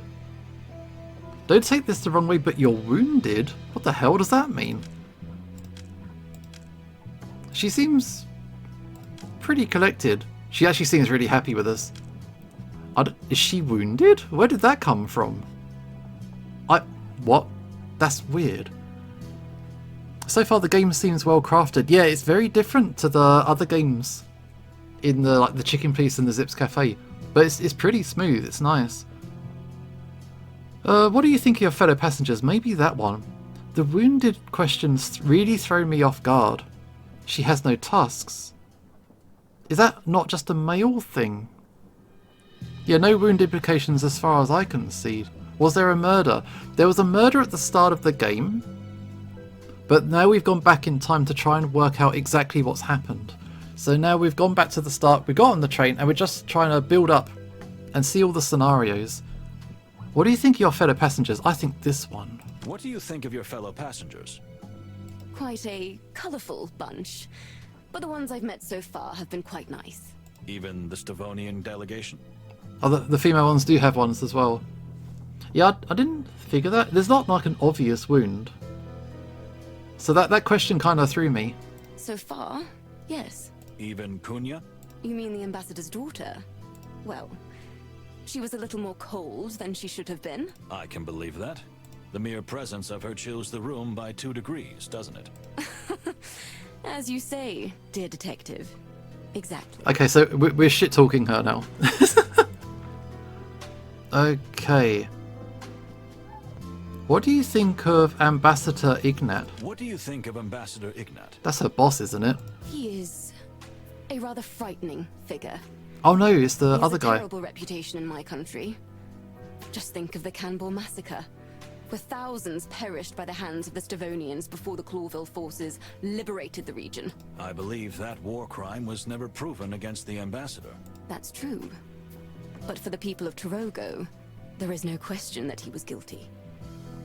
Is it just her appearance, or is she really blushing? Yeah, these guys have been flirting quite a lot. So, very much so, I think they're into each other. And you think so as well? You know, Mr. Wildflower, I try to see the best in everyone, even when it's very difficult. And in this case, I assume the best in the absence of evidence. It's just the way I am. I can't help it. Okay. Yeah, she looking flirty. We're doing good. We're doing good. She seems pretty good.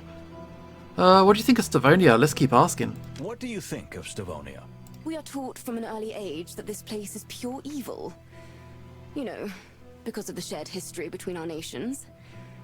But to be honest, the people here have been kind to me, and the country is beautiful. Although, I'll admit it's a bit cold for my taste. Yeah, it's freezing snow outside. I'm glad you're so honest and open, Miss Fani. It helps our work a lot. Your work? You mean, this is some kind of interrogation? Did something happen? No, but, you know, we're always inquiring. It's kind of a professional habit. And, well, better safe than sorry, right? Yes, exactly. You're right. Oh, she thought we were just socializing. Okay. Shall we ask the question then? Let's ask about the wound. Don't take this the wrong way, but you're wounded. What do you mean? Yeah, I don't know what he means. You've been seriously wounded in the past. Emotionally. Am I right? I don't know how you know that, but yes, it's true. My childhood wasn't easy. Okay. Not to be indiscreet, but may I ask why not? I mean that isn't discreet at all. Emotional wounds, that's not discreet. Moses, not cool. You know, we were poor, but so was everyone else, so it's not bad. But my parents, well, they... Take it easy, Miss Fani. You don't have to tell me if you don't want to. But I do. I've always wanted to. But it's so hard. Your parents died violently, didn't they? How did you... Sadly, I have heard too many stories like that, Miss Fani. I'm so sorry to trouble you with my silly little problems. Not at all. But I think we'd better move on to another question. Okay. Tell us about your country. Can you tell us about your country? You want to hear about Torogo? Exactly, my dear. Well, you see, Torogo is very different from Stavonia or Clawville. We're just on the threshold of civilization. The country is still full of jungles, primitive tribes, exotic plants, and wilderness. Yeah, would this be considered their first date? Getting to know each other and deep conversations. Yeah, I think Cesarus, you sort of onto something. Because we've spoken to other characters, but they were just like a quick chat. This is quite in depth. So, yeah. You talk about it very passionately. I love my home very much, Mr. Wildflower. Notwithstanding, or perhaps because of, all the horrors it has endured in the last century. Yeah, I think there's quite obvious parallels between, like, Clawville, Stavonia, and what countries they could be paralleled to in the real world. But this is fantasy. We're using fictional names. You mean the Stavonian invasion? Not just that, but you know, and I mean no offense, but Clawville is also just another colonial power. And I don't mean to sound ungrateful. I'm very thankful to our common king, but yeah. So yeah, oh, quite. Yeah, the references to the real world parallels are very pointed. Yes. Please, continue. I don't want to bore you with my nonsense. You're not boring me, my dear. Please. I think Kunia is a really interesting character. I think that she will come through clutch. She's the kind of character who will just come in at the best moment and do a really cool thing. So I know I've got her down as my prime suspect. There's no way she's the suspect. Even the accents, you like them. Okay, Kura's into the accents. Clawville has done our country a great service, given us many useful modern things. It's just that it's taken something too. Something that was very important to us. Our souls. Our freedom.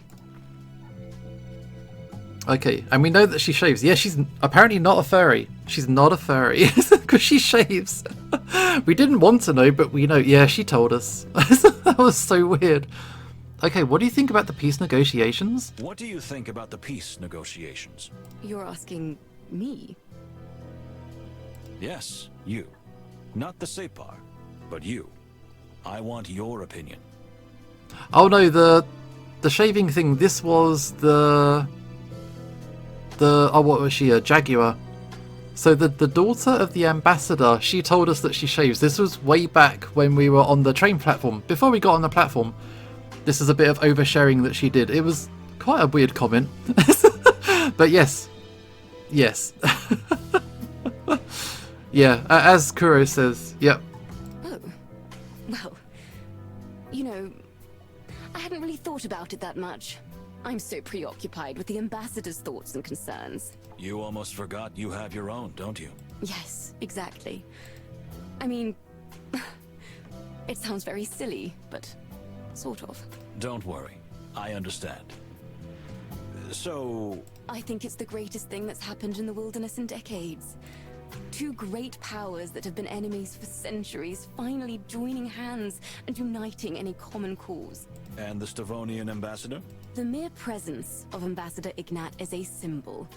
If the negotiations go well in Clawville and peace is finally signed, it will be a genuinely grand event for all of us. Oh my, isn't that wonderful? The reaction from all parties involved was, okay, too much information, besides me, who was like, how does that work? So maybe it's like, there's just a bald spot. Like, you know when you take your cat to the vets and they have a little procedure done? They just got a bald spot on the side where the fur just indents in. Maybe it's like that. Really freaky looking. I don't know. Oh, is she telling the truth? I wasn't even paying attention. Oh god. Is she just saying the right things? Or does she actually believe it? Now, where are we? Where are we?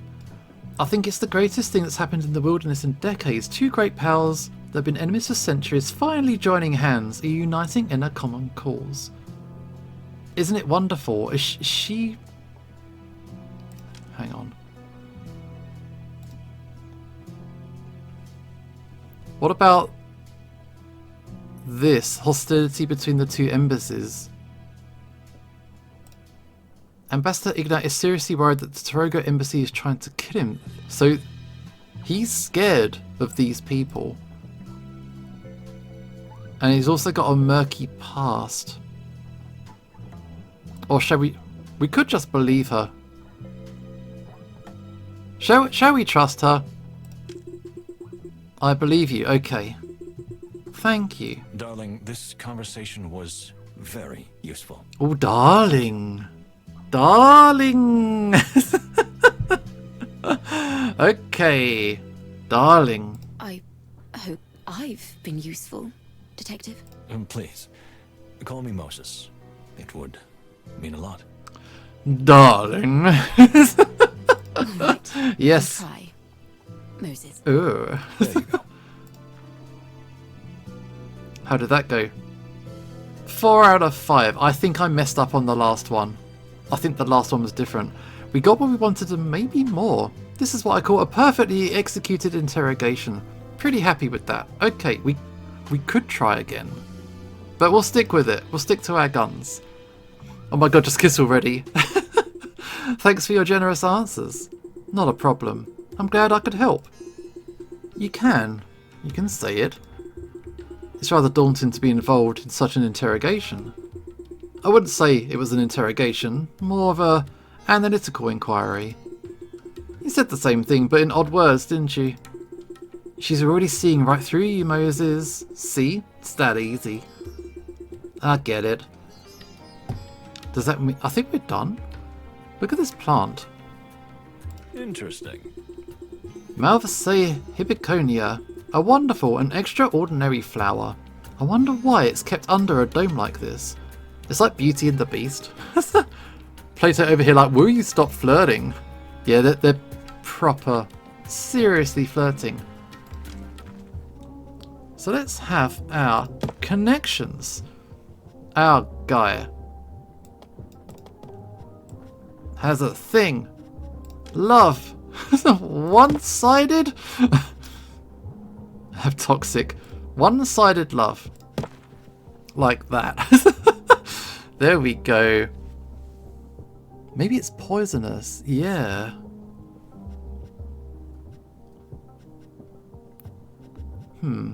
So this guy does not like this guy. Hostility. Species-based, wow. Revenge? Rivalry. Let's go with rivalry for now. It's a necessary relationship here. Okay, so I'm building this up. So far I've got nothing. Hang on, let's untangle this a bit. Let's rearrange a little bit. Like this. Oh god. Something like this. But yeah, we need to talk to the wolf guy and the rabbit at some point. But I think we missed our chance to talk to her. Oh, we got this dude. Let's zoom out. Oh, we can zoom it out.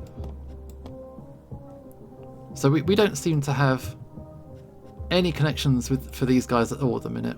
So they're just two dudes who are hanging out. They have no connections with anybody as far as we're aware. So far. So far. Okay. Yeah. I wouldn't say it's one-sided. Okay, let's go with platonic. We'll go with love. Faked, toxic, one-sided, reconciled, platonic. Let's go with platonic. It's the only one that's like vaguely mutual. So okay.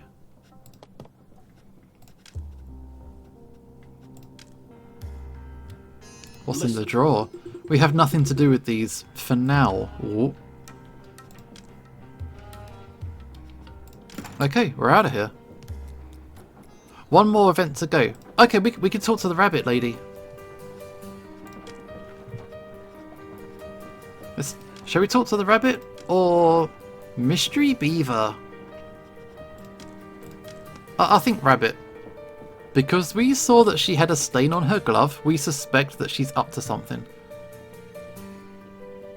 There you are. Let's talk. I'm sorry, I can't believe I'm saying this because we're on a train, but I think I'm a bit lost.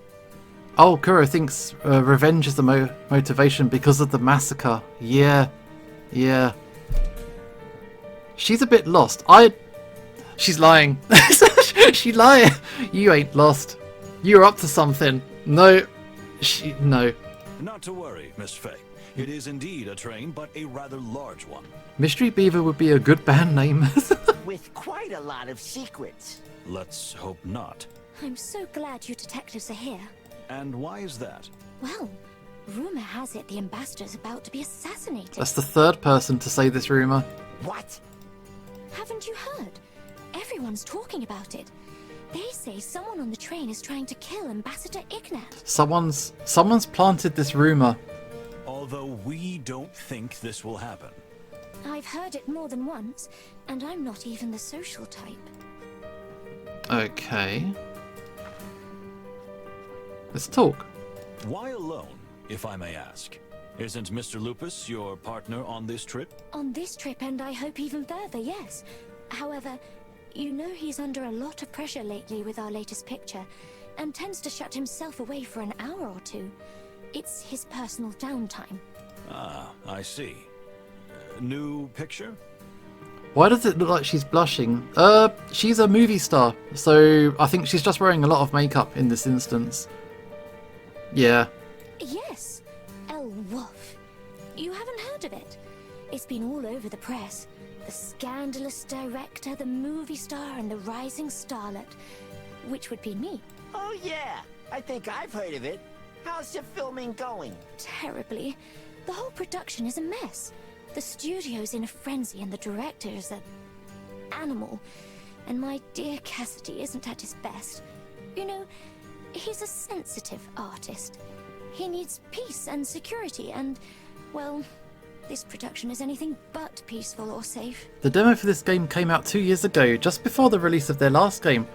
I can't lie, I was sort of thought this game would come out before Chicken Please 2, but it didn't. But yeah, this is actually really well put together though. This is super cool. I see. Thank you, Miss Faye. Oh, you're welcome. Okay, let's keep talking. I hope I'm not late for the party. Party's coming up very soon. Ah, the party everyone's been anticipating. Everyone. maybe for you. Wouldn't you like to be there, miss? In the same place as the Stavonian embassy? No way. Not to be rude, but the less of them I get, the better. I can understand that. Plato, my friend, more professionalism, please. Yeah, I'm not. I mean, sorry, Moses, you're right. Hang on. Which one? Which one's the, who's the Stavonian? Which one's the Stavonian one? Because she don't like them? Hang on. She doesn't like the Stavonian person. Which one's Stavonian? I can't remember which one it is. Stavonian's the cat. Okay, she don't like him. So she made a little statement there. She don't like this dude. Hostility? Oh, murderous intent. Let's go with hostility. Let's say she's racist. I don't know. I don't know. She don't like him. I don't know why. Nobody likes that dude. We shall see. Kill a rabbit. Could be a thing. The web gets more entangled. Okay. Shall we make her the prime suspect? There we go. Done. So put her in there. No, why can't I put her in there? That was weird. Why can't I put her in? Kill the rabbit. Kill the rabbit. Alright. Back out. Keep talking. A wolf? You said the director of the upcoming film is an animal. You mean in a pejorative sense? In every sense of the word. Charles Rufus Vidor has directed some fantastic pictures. In some of them, he was even a brilliant actor himself. But now he's old and sour and evil. As childish as that sounds. We've met that guy in Chicken Please 2. I can't remember what species he was. A rich director corrupted by money and power? Not at all, miss. The initial evidence points to you. Yeah, we woke up in the room with the body, and we had the gun on us as well, even though we say we don't have a gun. You know, for Cassidy and I, this trip is a relief. A break from the madness of shooting. Thanks to the Great Wild Ones, the Crown thought the presence of 2 movie stars would brighten up the whole trip.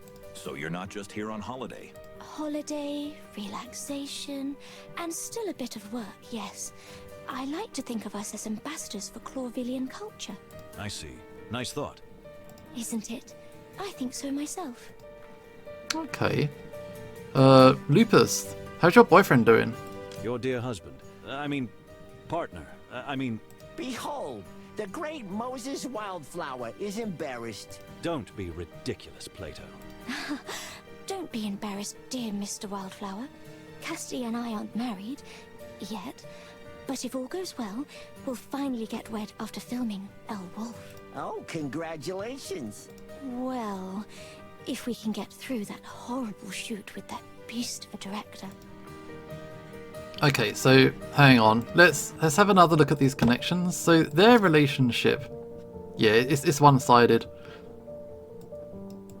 Because he is not. I don't think he's into her. He likes cats. He likes cats. She really wants to marry him. Yeah. So let's make her go this way. Love, one-sided. Yeah. So, tell us about the ink stain. What's going on? What were you up to, really? I don't want to be indiscreet, but I couldn't help but notice the fresh ink marks on your gloves. Oh, that's nothing. I was just writing in my diary. So, was that the first thing you did when you boarded the legendary Clawville Express? It is odd, isn't it? I just had a feeling something bad was going to happen, and I wanted to get it off my chest. The truth is, I always write when I'm upset. It helps calm my soul and process things. It sounds silly, I know. On the contrary, miss, it's a great way to calm your inner ocean. Sometimes I do it myself. Really? Oh, we're so alike. You don't want to be like him, lady. Believe me. You are so funny. He is. Sometimes. Sometimes, damn. I'm totally not joking. and you both know that. Okay, does that mean we're done? Okay, so talking to her didn't take up time? Oh no, out of time. Out of time. It's time for the party.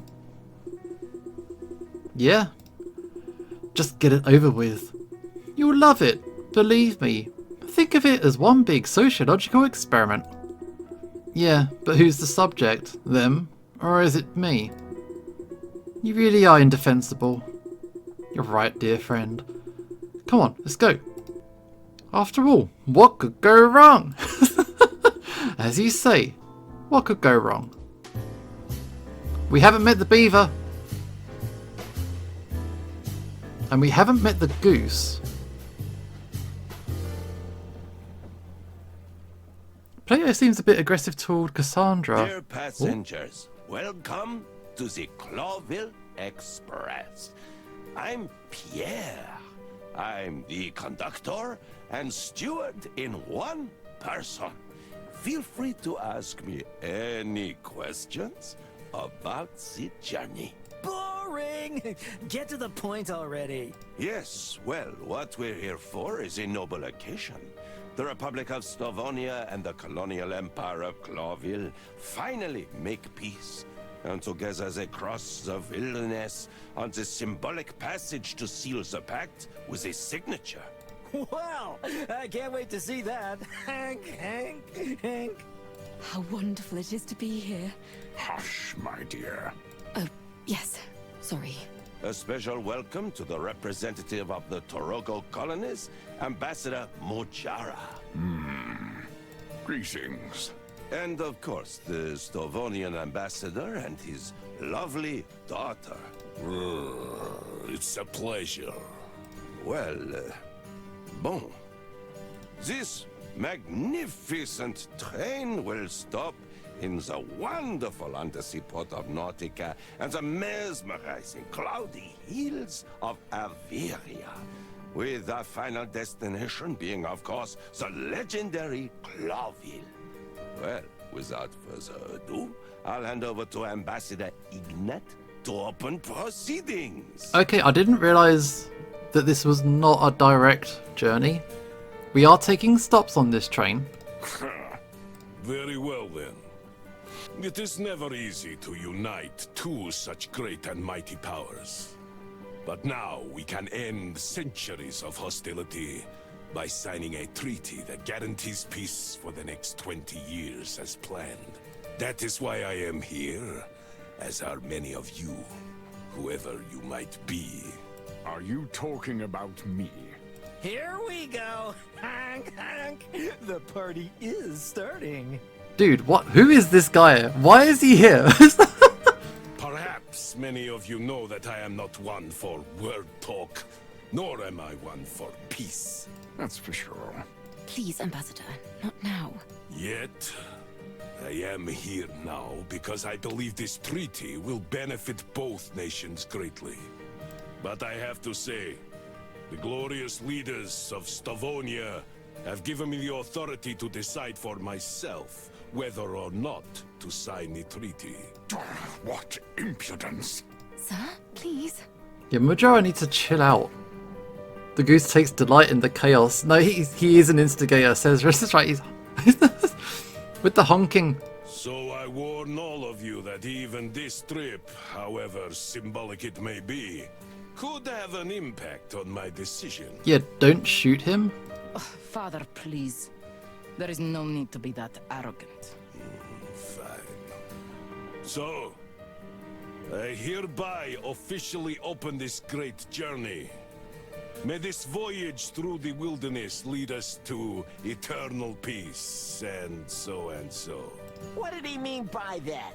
That it's up to him to sign the papers or not? Ambassador Ignat does have more power than we thought, and that makes our mission even more important.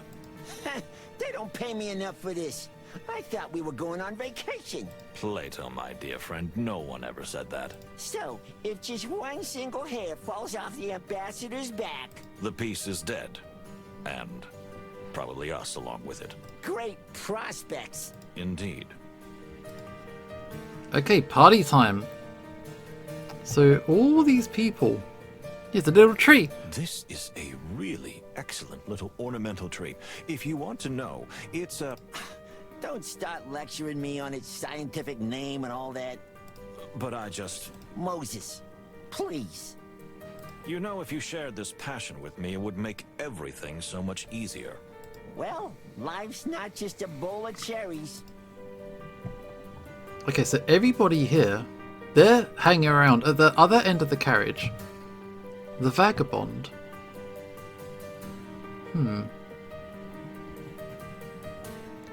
I think the goose, he's very close to Ignat actually. She's hiding at the other end as well. What's going on? What's going on? More mysteries. The party. Time to mingle. As unpleasant as it is, the best way to observe is to talk to the people. Okay, of course it's not a bad idea to use my senses. Let's do our senses. We can listen to a faint purring. Well, that's surprising. Huh? What did you hear? Although Kunya seems distant and reserved, in fact, she makes a very faint purring noise. Is she purring to herself? Like when someone hums a quiet melody to themselves, yes. And she is looking towards Mr. Lupus. Oh, they got a thing going on. He got a thing for cats. He got a thing for cats. Is that Cherry Blossom? Is it Cherry Blossom? Or some kind of bonsai. It's quite big for a bonsai. There's no blossoms on it. Kind of hard to tell. Let's have a... hang on. A rapid heartbeat. He got a thing for cats. This is interesting. Mr. Lupus keeps looking at Kunya, and I can hear from here that his heartbeat is quite intense. So, do you think those two, I don't know. Yet. But I'm sure Mr. Lupus has his eye on her. Well, I can't blame him. Do you think these two are planning to have some kind of affair? Or are they already in it up to their tails? Who knows? Well, that would be a complication. I feel, my dear Plato, that anything could happen on this train. Maybe they already are. Okay, what are we looking at? So over here we are looking at a strange aura. Is it the ghost? Interesting. There's something very strange about this figure. It's hard to describe. He seems at once bewildered and sheepish, and yet highly confident. It's like two people living in one body. He's possessed by his sister's ghost. Okay, let's sniff. Excitement or fear? Let's see. Anger, certainly, and a little contempt. You can feel it all in the ambassador's scent. I don't know what to make of it. It's too complex a combination of smells to be deduced easily. He does not like the fact that this other dude is over here. Hang on, turn round.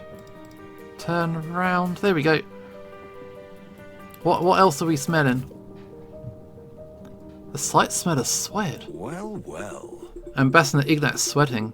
This might seem normal in a crowded, cramped space, dressed head to toe in fancy clothes, but the chemistry of his sweat is more indicative of some kind of agitation.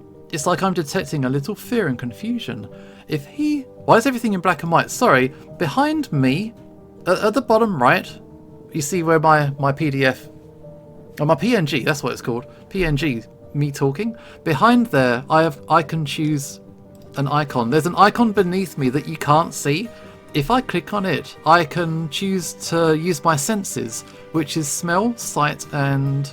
Ah, you can see the nose. You can see the nose just sticking out there. So if I click on the nose, I can then check out sense. So I can do detecting outside of talking to people. So that's why it goes black and white when I'm trying to use those skills.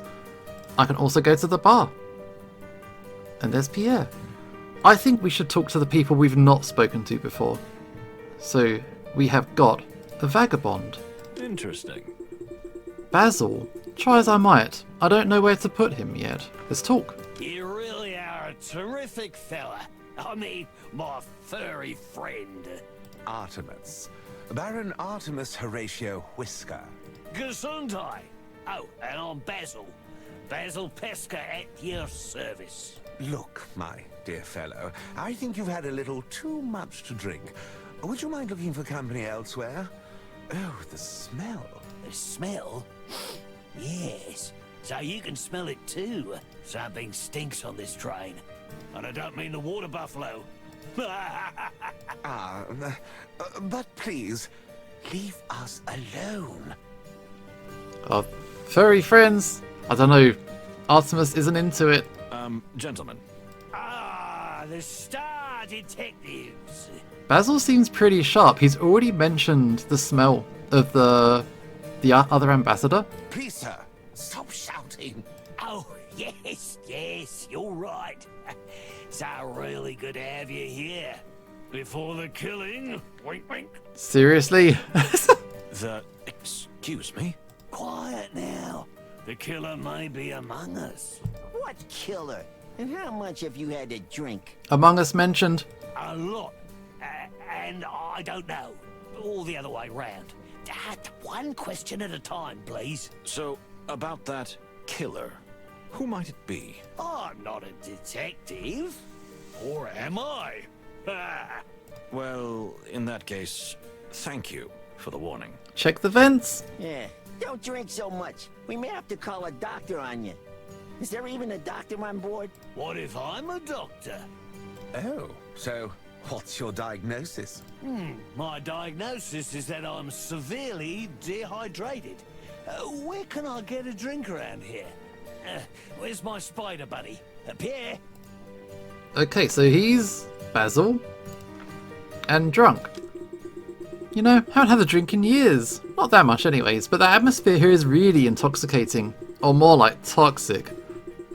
I think it's rather chilly. Or more like terribly tense. Come on, my little furry friend. No need to worry. You're the nervous type, aren't you? You look like it. Nervous type? Me? That's a generous understatement. But Moses? Yeah, you two are quite a match. Good cop, bad cop. Chill cop, crazy cop. And you're a... Watch out, or give yourself a heart attack. At your age, that's pretty dangerous. At my what? Damn. He put you in your place, man. Okay. Are you serious? Let's... Okay, so we can't talk to Artemis. Basil's there, those guys are over there. Let's talk to the goose. What's going on with you? Let's see. Nils Martin Honk Honk. One of the kingpins of the international feather fur and scale mafia, and a known art robber and smuggler. What a pleasant surprise to see him here. Alright, let's talk to him. Have you found it yet? Not yet, but I'm sure he's on the train, Mr. Ambassador. Don't you, Mr. Ambassador, me, Hong Kong. Do what you have to do. Honk honk. Ah, the detectives. We are finished here. Oh, sorry, we don't want to bother you. Goodbye, then. Oh, okay, there went the conversation. Okay, yeah, bye. That was, cold. Well, you guys are real experts on timing, aren't you? We are. May we ask what the discussion we interrupted was about? Nothing. Just a little trinket the ambassador lost. And why did he ask you to retrieve it of all people? You know, I have a good eye for expensive things. You're a real magpie, honk honk. Well, thank you. I take that as a compliment. Honk honk. Can we talk to Ignat? How you doing, man? Well, do you find everything secure? As a matter of fact, yes. Although... Although? What do you mean? Have you heard any rumors, like, about an assassination attempt? Plato? I mean, that's not subtle at all. You know, every time I set foot outside my beloved Stavonia, someone tries to kill me. That's why you're here, no? Actually, yes. But... A rumor's a rumor. Looking at this bunch, even those stinking Tarogo delegates, I don't think anyone's got the balls to do it. That's, good to hear. I guess we'll just keep our eyes open. Do that.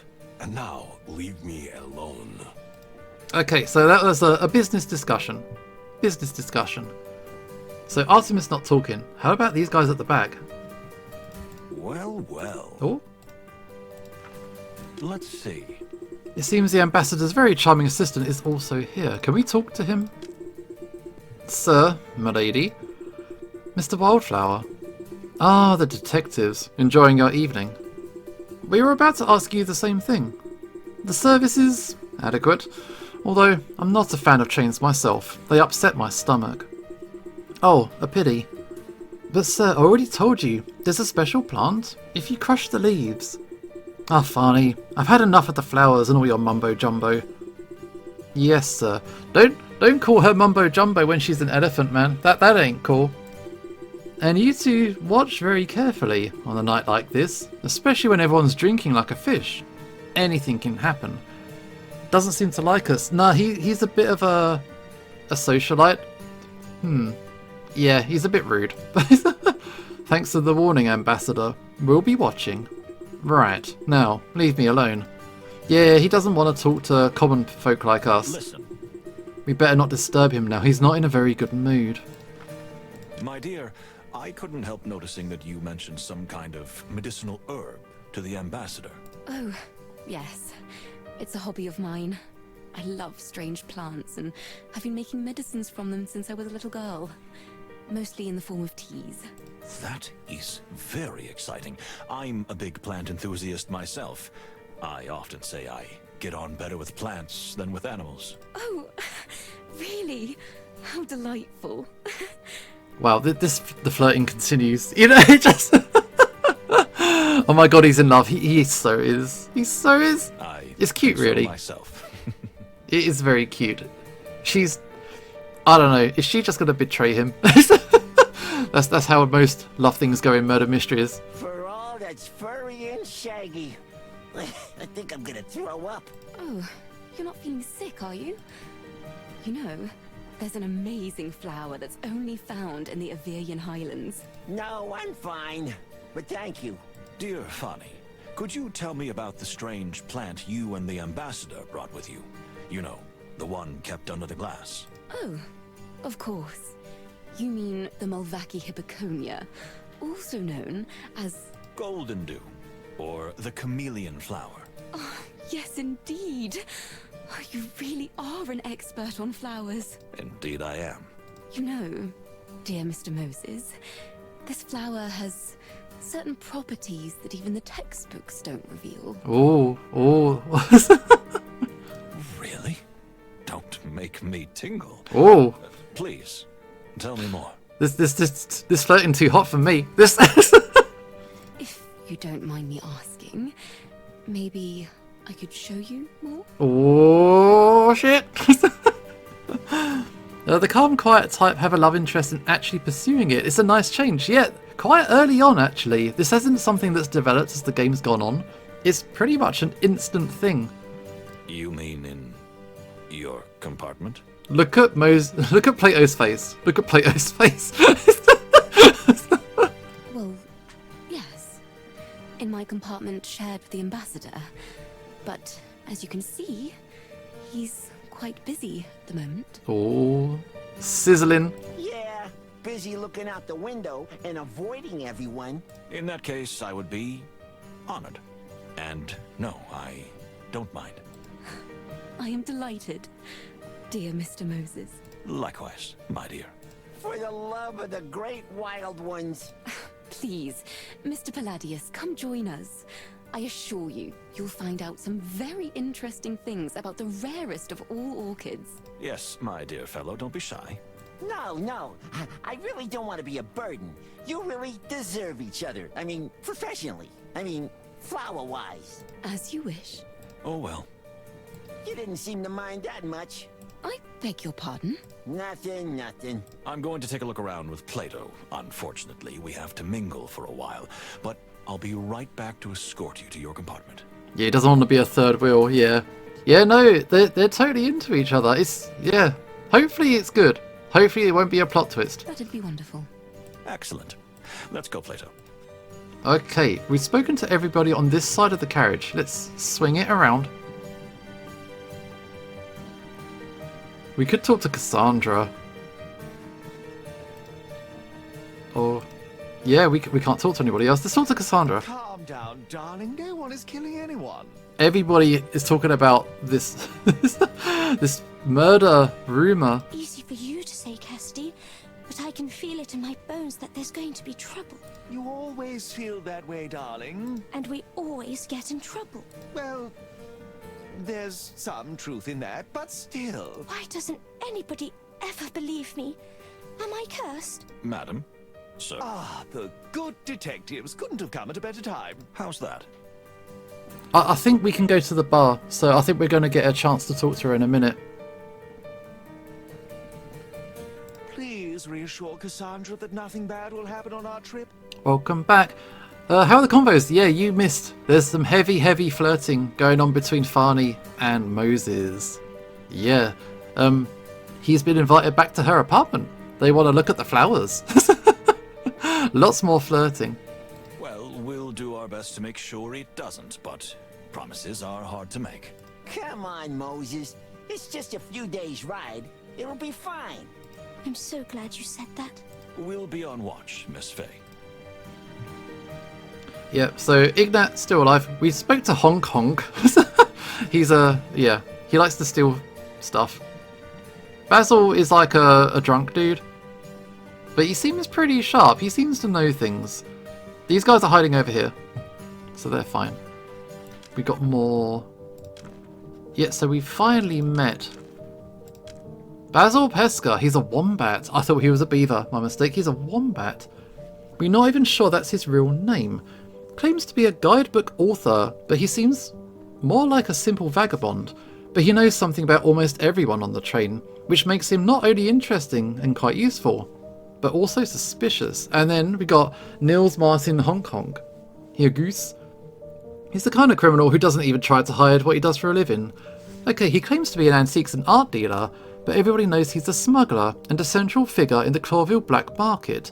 Exactly what he's up to on the road, we don't know, but he's sure to be sniffing around for something extremely valuable if he's among us. Sus. Facts and clues. Hong Kong's true intentions. He's after something shiny. And yeah, we're gonna meet with Farney. And look at her plants. Now I think we can go to the bar.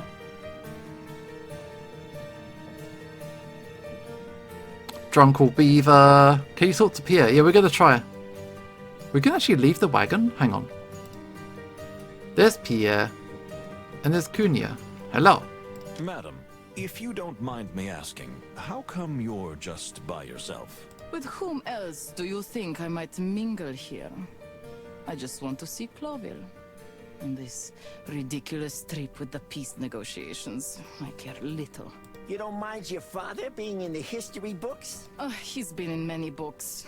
And nothing good has ever been written about him. Well, now is his chance to make history with the peace, right? Oh, come on. It's all just smoke and mirrors. They're wasting time. You think war is inevitable? If not right now, eventually, of course. Clawville and Stavonia can never coexist in peace. That's a shame. She's a cynic at heart, but I don't think she's a bad person. I think she knows good things, and she will help us out once we get the right track. Super classy, yes. Then why do you want to go to Clawville so badly? If war breaks out, I want to be on the right side. Even if you lose all your inheritance? Money's one thing, but the freedom you people have is a far greater treasure. Okay, so she thinks Stavonia is like a oppressive system. Interesting. I've never thought about it like that. She's a hopeful cynic. Yeah, most cynics are romantics who have been disappointed too many times in their lives, I find. Just spend a few weeks in our country. You will understand. Anything else? Okay, we can ask questions. Oh, we've asked about her father already. You know, I don't want to scare you, but there are nasty rumours about a possible assassination attempt. Nah, don't worry about me. If you knew how many times they tried to kill my father, unfortunately, they never succeed. Unfortunately? But madam, you must be joking. Am I? Perhaps. I'm not sure how serious I am myself, but either way, I'm not surprised. This peace mission is madness anyway. Well, take care of yourself, and we'll do our best to make this trip as smooth as possible. Whatever will be, will be. Okay. To quote Gundam, history is an endless waltz. The 3 beats of war, peace and revolution will continue on endlessly. Wasn't Endless Waltz the name of the final Gundam Wing movie? Pretty sure. Hey Pierre. Are you service staff too? You really are a man of many facets. You know, I have my hands in a lot of things. I'm not going to read too deeply into that, but yes. Because you're a spider, right? Exactly. 2 legs, 6 hands, this much they can do. I'll bet. Good for you. Moses with 6 hands would just take on even more unsolvable cases. Unsolvable? No such thing as an unsolvable case, my dear friend. Here we go. Okay. So, something refreshing perhaps? Sure. What's under the counter? Give me something with a punch, not just some liquor. No, thank you. We could use a clear head, don't we, Plato? After all, we're not on holiday. And you keep rubbing it in my face. If you change your mind, Pierre is at your service. Have we spoken to everyone? So, what do you think? Yeah. Is this gonna be a peaceful journey? I mean, half of the people on this train hate each other. I'm worried about rumors of a possible assassination, but it was expected. Yeah. Relations between the 2 countries is still fragile. That's an understatement. But I think there's no cause for concern at the moment. So then, can we finally enjoy the evening? Yeah, Plato wants to get wasted. Make it so, my dear Plato. Ooh. And I will keep my promise and escort Miss Fani to her compartment. To visit her flower, huh? Steady, Plato. Steady. Whatever you're implying, it is not even worthy of a reply. Oh, shit. Just enjoy yourself, Moses. You deserve it. Do the same, dear friend. I'll see you in our compartment. Oh my god. Yeah. Ah! Sneeze! Oh my god.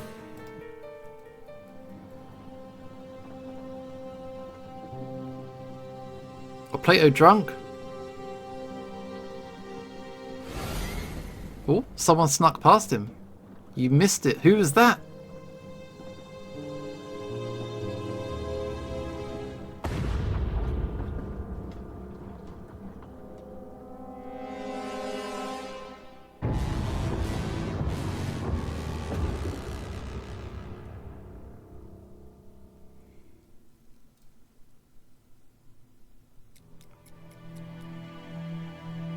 Okay, key event reached. Moses, listen.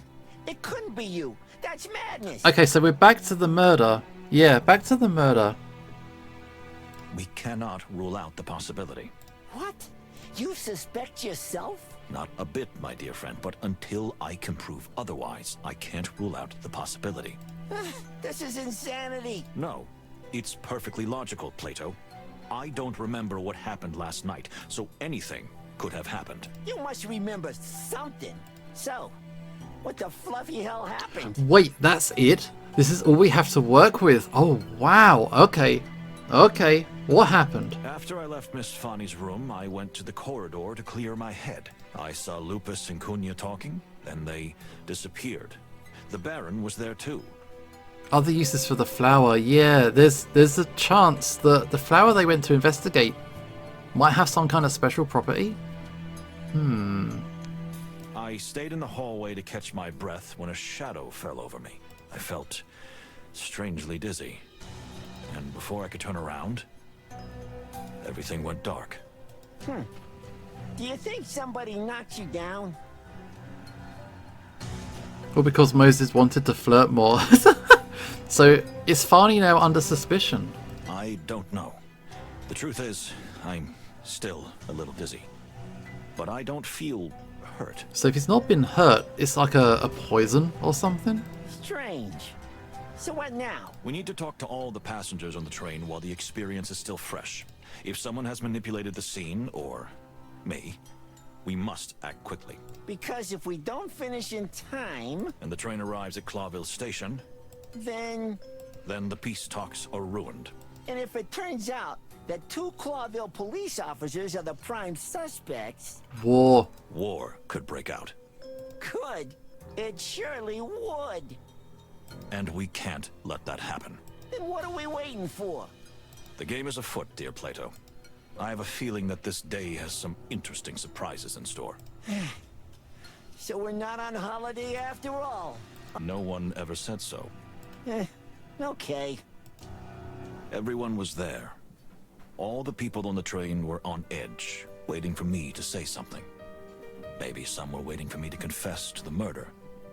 Others could be thinking I'd already found the killer. Maybe some were hoping it was a suicide. But unfortunately, I couldn't give any of them what they wanted. I was terrified. Not because of the possibility that I am the culprit, unfortunately. There was a good chance of that. But because I might not find the answers before it was too late. Time was ticking away. Tick-tock. Tick-tock. Ladies and gentlemen. Well, any progress? The ambassador. Is he really dead? You'd be happy, wouldn't you? I'll bet you would. How dare you? Please calm down. We'll find an explanation for everything. So you haven't found anything yet, have you? Well, there's still a lot of questions. So the investigation is progressing. Of course. So you don't know anything. We do know that the culprit is here with us right now.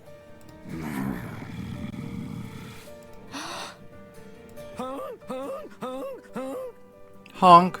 Honk, honk, honk. Everybody, please, listen to me.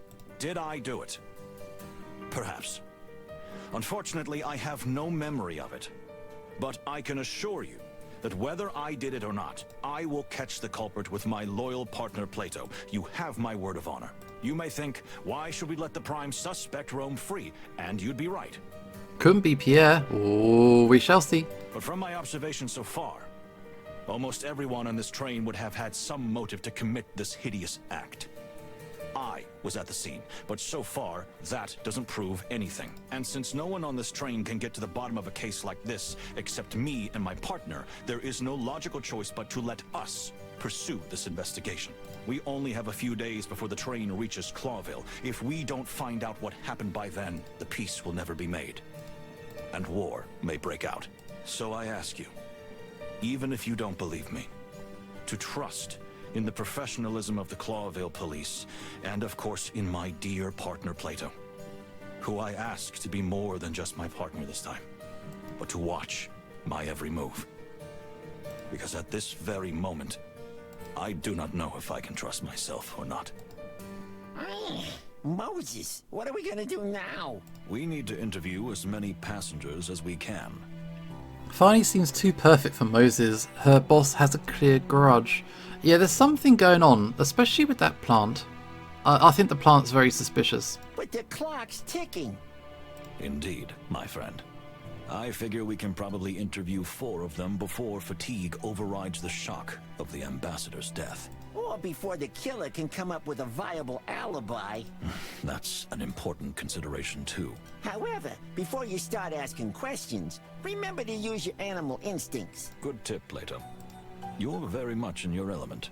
You know, maybe I've got a little bit of a hangover, but this case sobered me up in a flash. Well, I can understand that. Okay, are we good? We've got 4 things to check out. But the body's still here. Indeed. No injury to the hand. What happened to you? You got shot. Interesting. Right in the heart. The killer didn't even leave it to chance, that's for sure. It's like Murder on the Orient Express, it really is. She seems to be exactly matched to him. Same sense of humour, same love of botany, and very forward. Interesting. No sign of a struggle, and not of a fight, like he simply died in his sleep, unaware of what happened. Interesting. And then no blood spurt. There's nothing else to check out, I don't think. Nothing to smell. So let's check out our brains. Facts and clues. A hidden killer. Frightening rumours. question is not just whether there's a killer on the train, but who is he trying to kill? There are 2 ambassadors travelling with us, and the killer has struck. A clean heart shot isn't easy. Oh, we got more to check out. Cunha? Oh, she wants to leave. She wants to leave Stavonia. So that's her motivation to get out of here. I guess we should talk to Pierre. Oh, no, this can't be. No, it can't. Pierre? Yes, I'm here. I hope I can help you, detectives. Excuse me, but you seem really upset. Well, this is my first trip as a supervisor on the Clawville Express. In fact, it's the first time in history that an insect has ever got this job. And what happens? Somebody gets killed. Not even somebody. An ambassador of peace. Yeah, sounds really harsh, summed up like that. I'm sure no one thinks you had anything to do with it. It doesn't matter. I'm an insect. My career is over. It's all over. We need you. I can't believe it, he already collapsed. Stop crying, pull yourself together. No, we need you, man. We need you. Pierre, please. We need you. You're smart and highly qualified. If you don't help us, we can't get to the bottom of this. Very well said, Plato. Do you really think so? With complete confidence. Thank you. So, collect your thoughts, as we have a few questions. Of course. Okay. Let's see. I think it's time to ask him some pointed questions. This is actually one of our 4. This is one of our 4. Okay, let's go for it. So, what happened last night, from your point of view? After the party was over and everyone left the scene, I started cleaning up. I hope he's not crying. It's hard to tell. Do you remember the order the passengers left the dining room? Of course. Ambassador Mojara was the first to leave after you and Miss Fanny, and then the Baron shortly after. Around midnight, Ambassador Ignat left, followed closely by Monsieur Onk Onk. That leaves the 2 actors, Basil and Cunha. Am I right? Exactly. You are very observant. The actors left first, then Basil. Miss Cunha was here for a long time, just staring out of the window. When did she finally leave? About 2 in the morning. Okay, so we have a 2-hour window to work with, or maybe an hour, 2.5 hours. Monsieur Hong Kong. Haven't you forgotten something, Pierre? I don't think so, sir. Yes, I know what time you left. After the actors, but before Basil. Then you'll remember it better than I do. I was a little, tired. You were drunk, man. Yes, tired. Of course, sir. No, drunk. Thank you, Pierre. That was very useful information. I'm glad that I could help. Okay. New facts discovered. This is our investigation. Oh, we haven't even got the first clue. We've got the second. Okay, Moses and Farney left first, then the Ambassador Majara, then the Baron, then Ignat and Honk Honk, then the actors, Plato, Basil, and finally Cunha. So that's the order of events. Indeed. I think we got what we wanted from him. Does that mean we can go? We've only got 3 goes left. 3 chances to go. Let's check our map. Okay, so we got the actors. Shall we start at the back? So we got the beaver, who we barely know. Then we got the smuggler, who we don't really know either. There's still a locked room. Who's in here? Gonna ask Vincent to say Monsieur Honk Honk. I think it'll be fine. Then we got these guys. Her. The actors. And we just spoke to Oh, the royal wagon. We've not... Oh, this is where we've been. That's where the assassination was. So who do we want to talk to? I think we should talk to Farney. She's the one we've spoken to the most. What now, Separ? Just be calm. Don't give them reason for suspicion. But he's dead. Really, really dead. Quiet, my girl.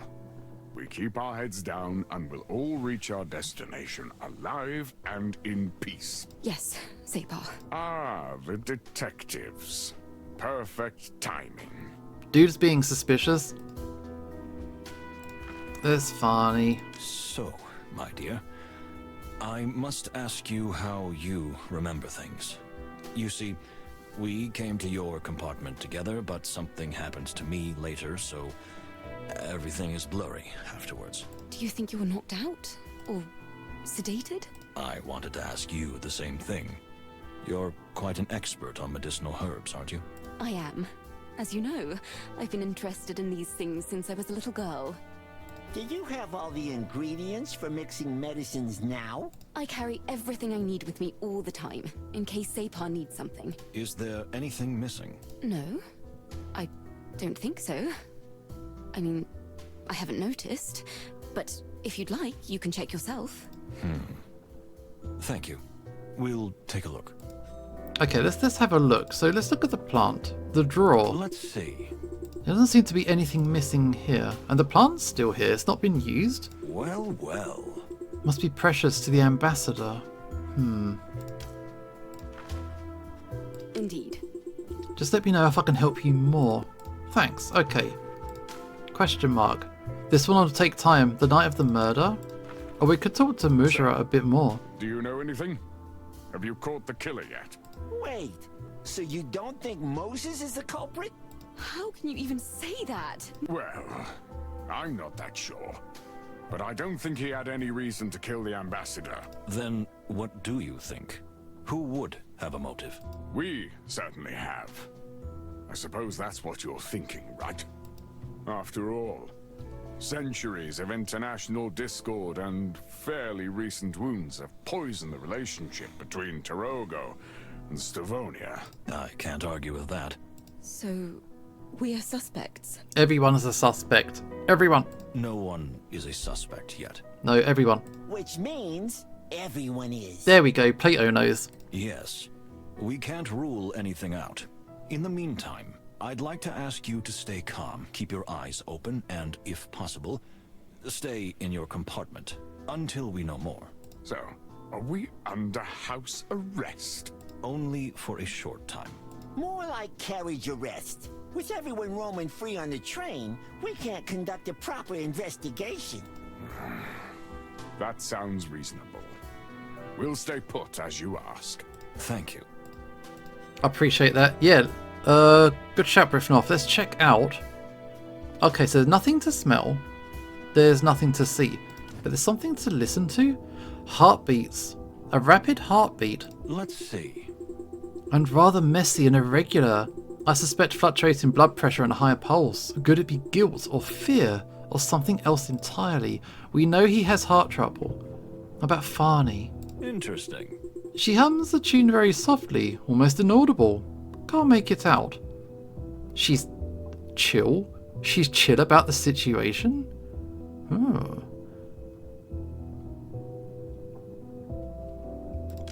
Perhaps looking at that medkit before talking more.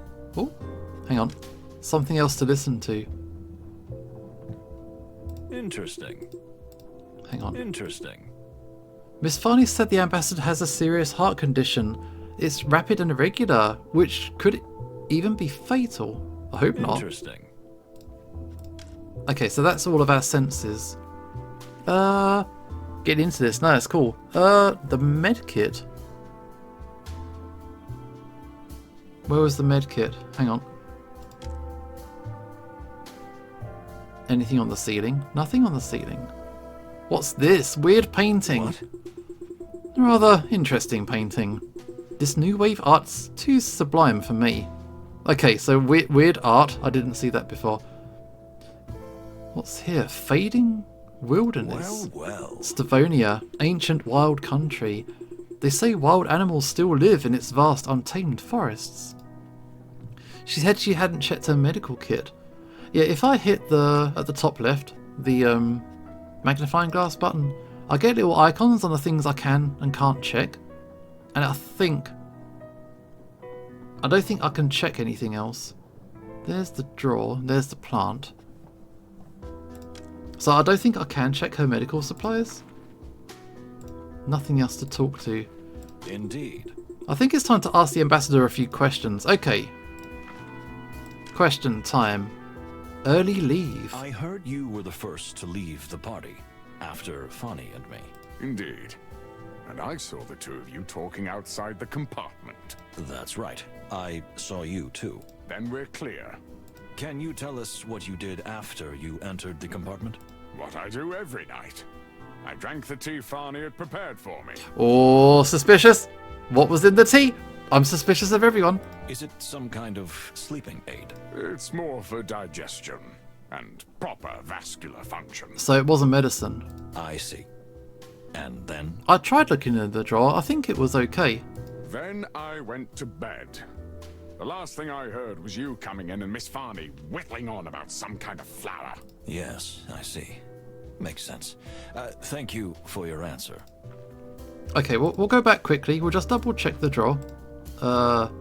Excuse me, you're in the way. Plant. The drawer. Let's see. Doesn't seem to be anything missing here. Let's see. And among other things, Farney wanted to show me this stunning flower. It really is a special specimen. I can't... There's nothing to smell. There's no senses related to this. So yeah, I don't think there's anything else. Let's ask about his heartbeat. Please don't take this as an intrusion, but I have extremely sensitive ears and I can hear your heart beating quite irregularly. I suspect the drawer was the medkit. Yeah, he says there's nothing missing. So let's talk about this heartbeat thing. How can you hear that? I'm sorry, I can't help it.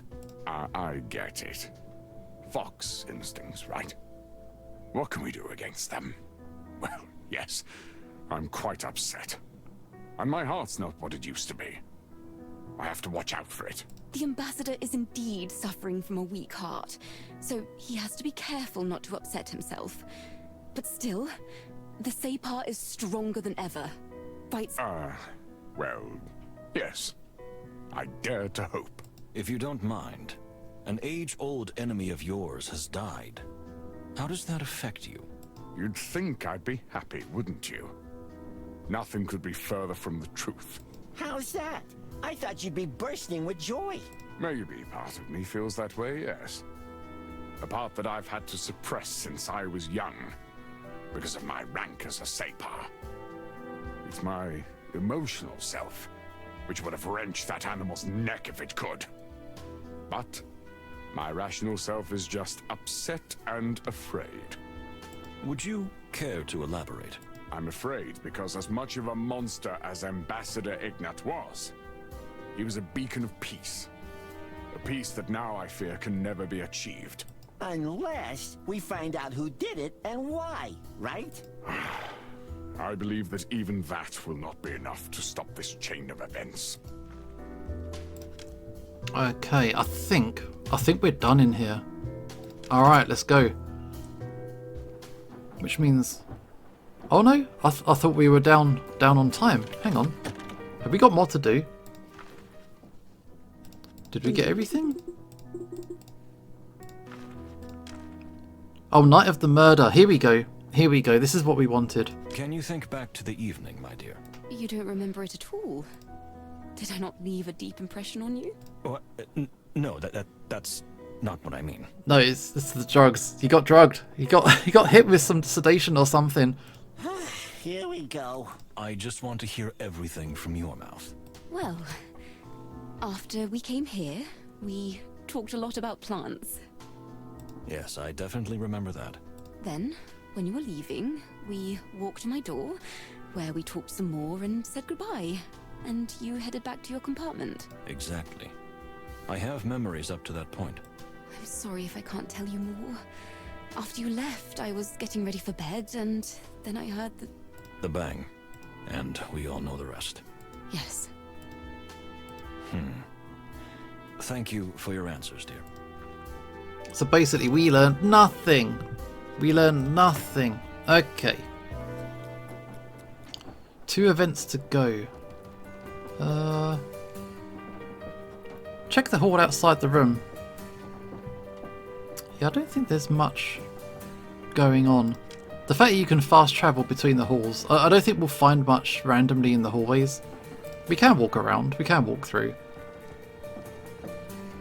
But I don't think there's much to be found. I think it just looks cool. Just looks cool.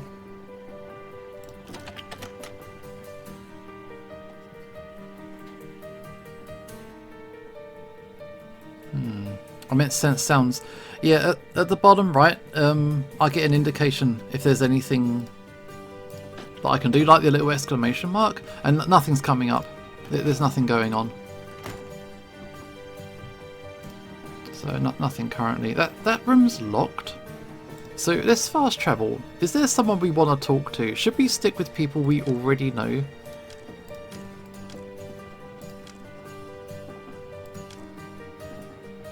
I want to talk to Kunia, because it's her father. What if we weren't drugged directly, but someone hit us with something? We mentioned a shadow. Exactly. There's multiple options. I don't really know. Miss. What? Yes? It's you again. The detectives. Look, if you really think I'm the culprit, well, I can... I don't think it's you. Oh, really? That surprises me. And I don't think it's her, so I'm happy to talk to her. Look, almost anyone here has a motive except you.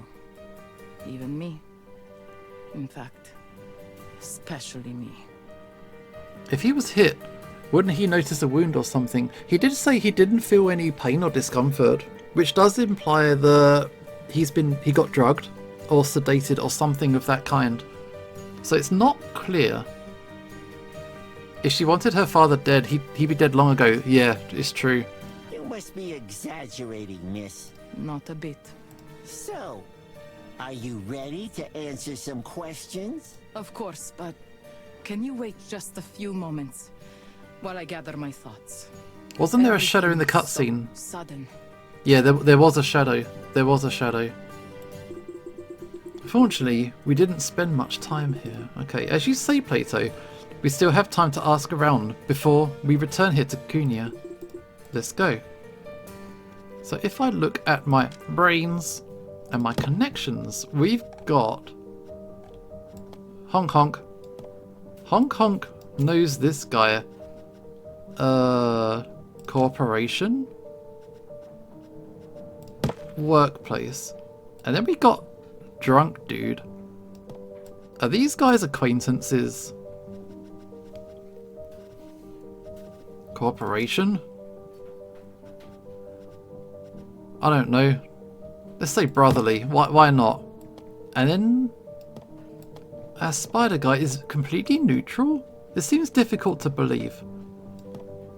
Does seem difficult to believe. But I don't think she's our suspect. I just don't. But who? Fine. I think we're pretty much up to date with everything else. Pierre is loved by everyone, obviously. Something airborne or tactile, yeah. No. We'll come back to her when we've spoken to the others. Okay, so she's going to be last. Interesting. As far as I can see, this is the period style of King Hector I. Okay. So we can't talk to her right now. We have to talk to somebody else. How about the man with the ghost? I like this character. So I want to talk to him. Oh, is that his sister on the wall and the painting behind? I want to hear your insights, man. Tell me, got dear yarn. Plato. No. But I haven't even asked my question yet. Yeah, look at the yarn on the floor, man. Like chloroform, possibly. You wonder if all cats are crazy about balls of yarn, and the answer is no. But why are you so upset? That stereotype drives me crazy. You know, there was a serious addict in my family. I didn't realise it was a bad problem. Really? Yes, my Uncle Twitchy. And it killed him. A ball of yarn? A ball? A whole room full of it. All right. I think I know enough. He was an addict for yarn. You definitely do. Oh, expensive hats. Whew, quite a collection. We're dealing with a real hat fan here. Inhaled powder or something. Oh, cheers, dude. Have a good evening. We had to assume. Thanks for showing up. It's cool. Nice to meet you. Mose, that was the worst. I know. I'm just warming up. Then could you do it when I'm not around? Okay, so wait. On the small table? Can we look in the jewellery box? Well, well. I wonder what's in it. We don't know. There's a clicking noise. Hang on. Interesting. I hear a faint, strange clicking coming from the box. Is it like a clock? Or something worse? That could be a problem. That could be a problem. Okay, can we... Nothing to smell otherwise. Artemis, how you doing, dude? Promise me you'll pull yourselves together. I beg your pardon. No offence, but I hear the Clawville police forces, you know, not in the best shape lately. You're quite a bloke, mister. Oh, thanks for the compliment. Very kind. Aha. Thanks for your concern about the state of the Clawville Police Department. I don't think that clicking was there last time. I don't think I checked before, so I'm not sure. Dear Sir Baron, may we ask you a few questions? Me? Why? Shouldn't you be the one to be questioned? Yes, indeed. That box makes me wonder if you'll be able to read Cassandra's diary. Yeah, that would be cool if she's making notes. You believe a Clawville detective is the culprit? Why not? Why not him? Why not anybody? A lot of awful people have been assembled for this trip. All of them monsters. Who exactly do you mean? Ha! Who? Everyone. A notorious smuggler, a dirty bum, two actors who seem to be terrible actors in their own lives, a cold woman who is unmoved by the death of her own father, a pagan shaman and his assistant, and two supposed detectives. Artemis is really interesting. He's kind of like an outcast. He's got money, but he's not posh. He has connections with poor people, but he's not poor. He's very much his own dude. I do like him. I do like him. Whoa, you got an opinion about everybody. Our eyes see all. All indeed. So, how was your night? Can you tell us what happened? Oh, if you insist. We really don't have time for this. Okay, so let's talk. The night of the murder. Let's go. So, when did you leave the party? Early. Maybe I was the first, I'm not sure. But the whole train was empty, and almost everyone was out having fun at the party when I got fed up. All those ghastly drunks. So, you retired early. Did you go straight to your compartment? To be perfectly honest, no. I was a bit lost. Then I fell asleep in one of the corridors. Dude, you didn't even sleep in your room? You just crashed out on the floor? You did what? I'm a fat cat in a hat. What's so surprising about that? What do you mean, you fell asleep? You mean while standing or while walking? Narcolepsy. Or did he also get poisoned? Because there's also that. If he also got hit with the same stuff. To tell you the truth, I have this curse on me. What? A curse? When I was a child, I was cursed by an evil witch. A furry witch? Furry! Furry spotted! Oh no. Ha ha. Ever since, I've just randomly fallen asleep from time to time. See all these pillows? It's no coincidence that I carry them with me everywhere. Why tell them? So maybe it is narcolepsy. So, you're a narcoleptic? There you go. I'm a what? How dare you speak of me like that? No. It's a condition, you know. It was recently discovered. Not a curse, just a medical condition called... Don't you lecture me with your scientific mumbo-jumbo. You tell them. I have to live with this curse, and you can't seem to understand that. Now... Yes, I understand. We'll do that. Thank you, insolent baboons. So, check our clues. The Baron's curse. Is it narcolepsy? Maybe. Actually, look again. We'll go one more time. What have we actually solved? Have we solved any of these mysteries yet? National tensions is the only one we solved. That damn party. Hydrate. Cheers, Buckman. I still got my iron brew. We've solved 3 mysteries.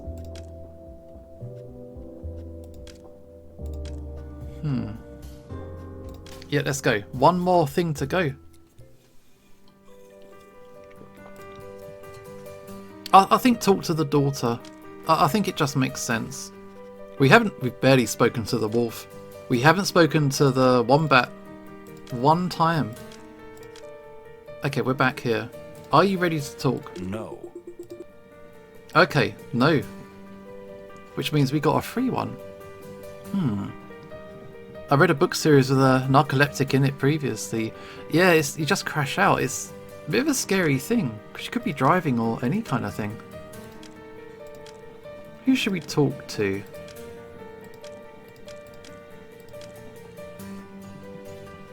We could talk to these guys. Yeah, because you were talking about her diary before. We could try these guys.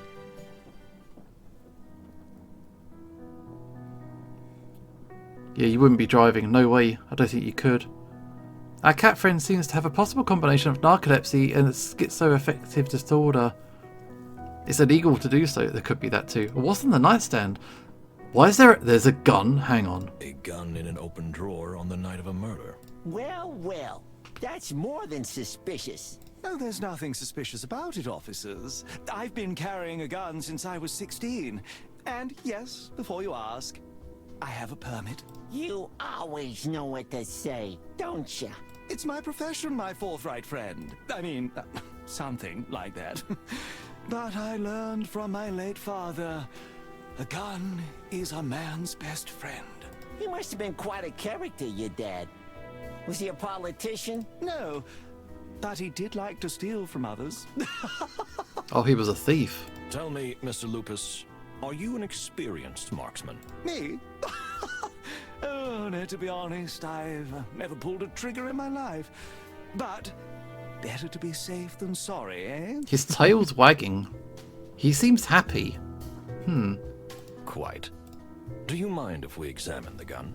By all means, go ahead. I have nothing to hide. Besides, you're far more experienced with a gun than I, aren't you? Okay, so he thinks that we're the murderer. Okay. Yeah, good night.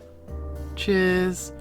Also, Clarence was with Cunia, which, given his lust for cats and Cunia's dark sense of humour, he may have killed her dad in order to impress her and get her skirts. You think? It's a bit extreme. Oh, come on. I'm just kidding, gents. Okay, what else have we got? A letter. Aspirin, but it's spelt with extra ass. We can smell something? Is it the smell of gunpowder? I smell fine oil and of course the distinctive smell of metal and lead bullets and dry gunpowder, but this gun definitely hasn't been fired recently. Could they have cleaned it right away? I don't think so. If they cleaned it without chemicals, it wouldn't be thorough enough, and I can't smell chemicals here. You're a scary fox, you know that? I'll take it as a compliment. So this gun is okay. This gun is clear. Okay. The letter. Interesting. What does it say? See you down the corridor. See. Ah, that's a love letter. Love letter. Okay. Have we got evidence? Our inventory is a bit thin. I kind of wanted to check out the gun a little bit. You're the expert, Plato. Yep, this is a reissue of a 97 Cabot revolver. If I had to guess, this is one of the limited edition pieces for the Grassmore International Gun Exhibition in mint condition. Okay, I know you're good with your guns, but that's a stretch. Says the living encyclopedia on flowers. At least my name isn't Pallas Revolver Palladius. Sounds good, actually. Oh, it does sound good. And you? Don't you see anything strange about it? Not that I can tell. Oh yeah, they were bonking. Well, the letter is signed off as C, so it could be either. It could be either of them. We don't actually know. This is just my assumption. So we don't know yet. Okay. Oh, we're gonna sniff it. Sniff a thing. Oh, we did the sniffing. And we concluded. Not the murder weapon. What else can we smell? Well, well. I sense some kind of chemical, but it's a strange kind. Medicine. And I can't exactly say what kind of medicine, but it must be really strong to have such noticeable vapour. Okay. Oh, we could look on the other side of the room. What's over here? A dressing table? A strong liquor? Indeed. A strong alcoholic drink? A jewellery box? This is interesting. A jewelry box. This is anything but interesting, Moses. Every woman who's ever lived in this world has one of these. Moses said he saw Cuneo and Clarence right before he blacked out. Oh, really? You know, Moses, you're the smartest animal I've ever had the pleasure of knowing. Oh, thank you. Why do I feel a butt is coming? But when it comes to women, you're about as informed as a day-old chicken. I knew you'd say that. But I'm right. Am I right? Yes, you're right. Anything else? A mirror? Let's see. A two-sided magnifying mirror. I think a lot of ladies use them. A postcard? 1,000 years old city with 1,000 years of dreams. We can sniff the liqueur. This is some sort of strong, spicy liqueur. Coffee, vanilla, cinnamon, maybe turmeric. And, of course, a pungent smell of alcohol. Strange drink. I've never smelled anything like it. I bet you one shot of this costs more than we make in a month. That could easily be. Nothing else to smell? No, that's it. Okay. What else can we check? Movie posters. We got the... Is it the Queen of Tarogo? Oh, come on. What nonsense is this? What do you mean? Why should the Queen of Tarogo be a tribal woman?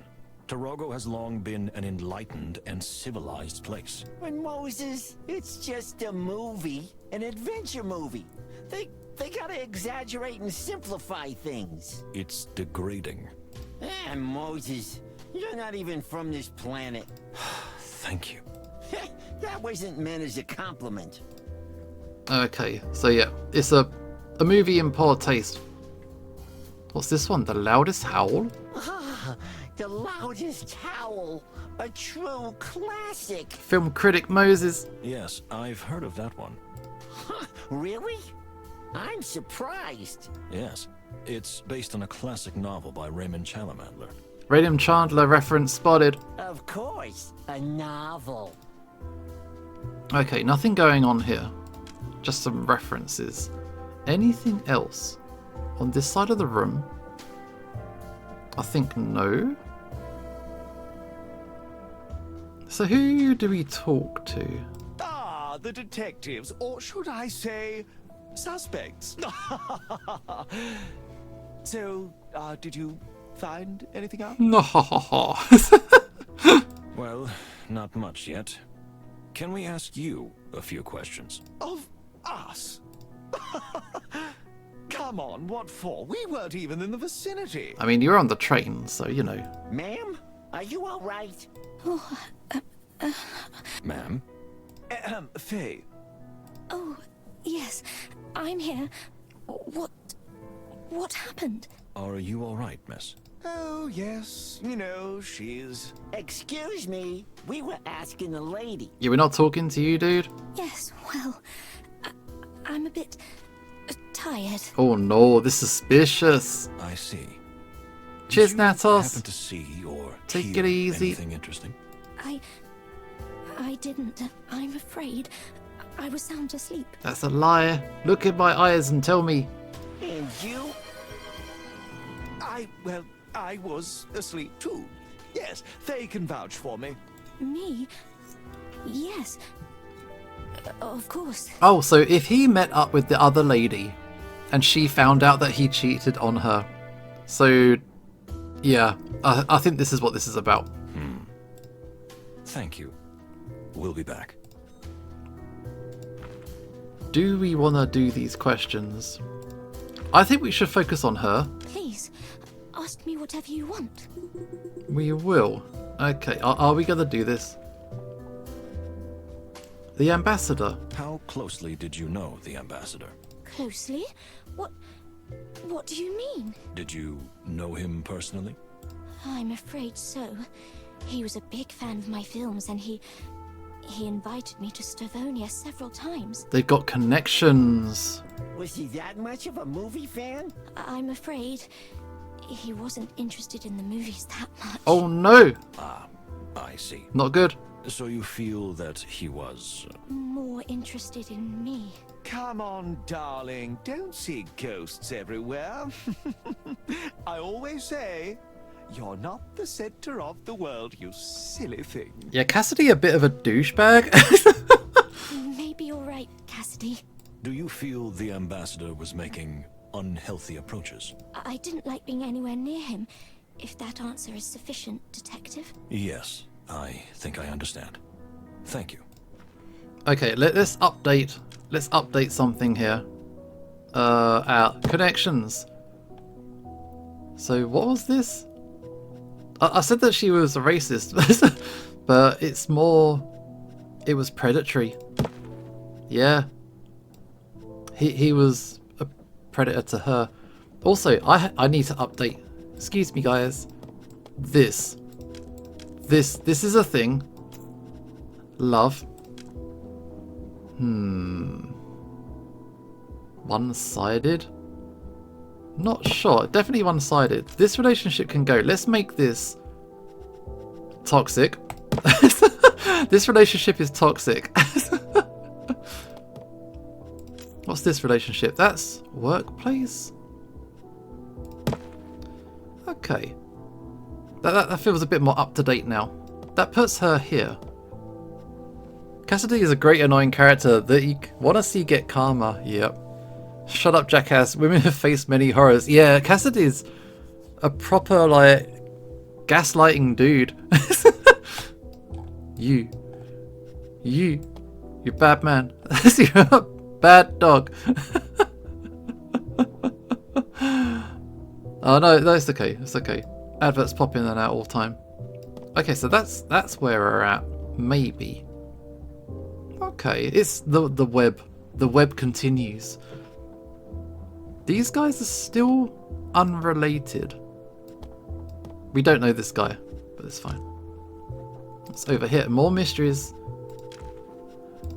Cassandra and Igna. He was a rabid fan.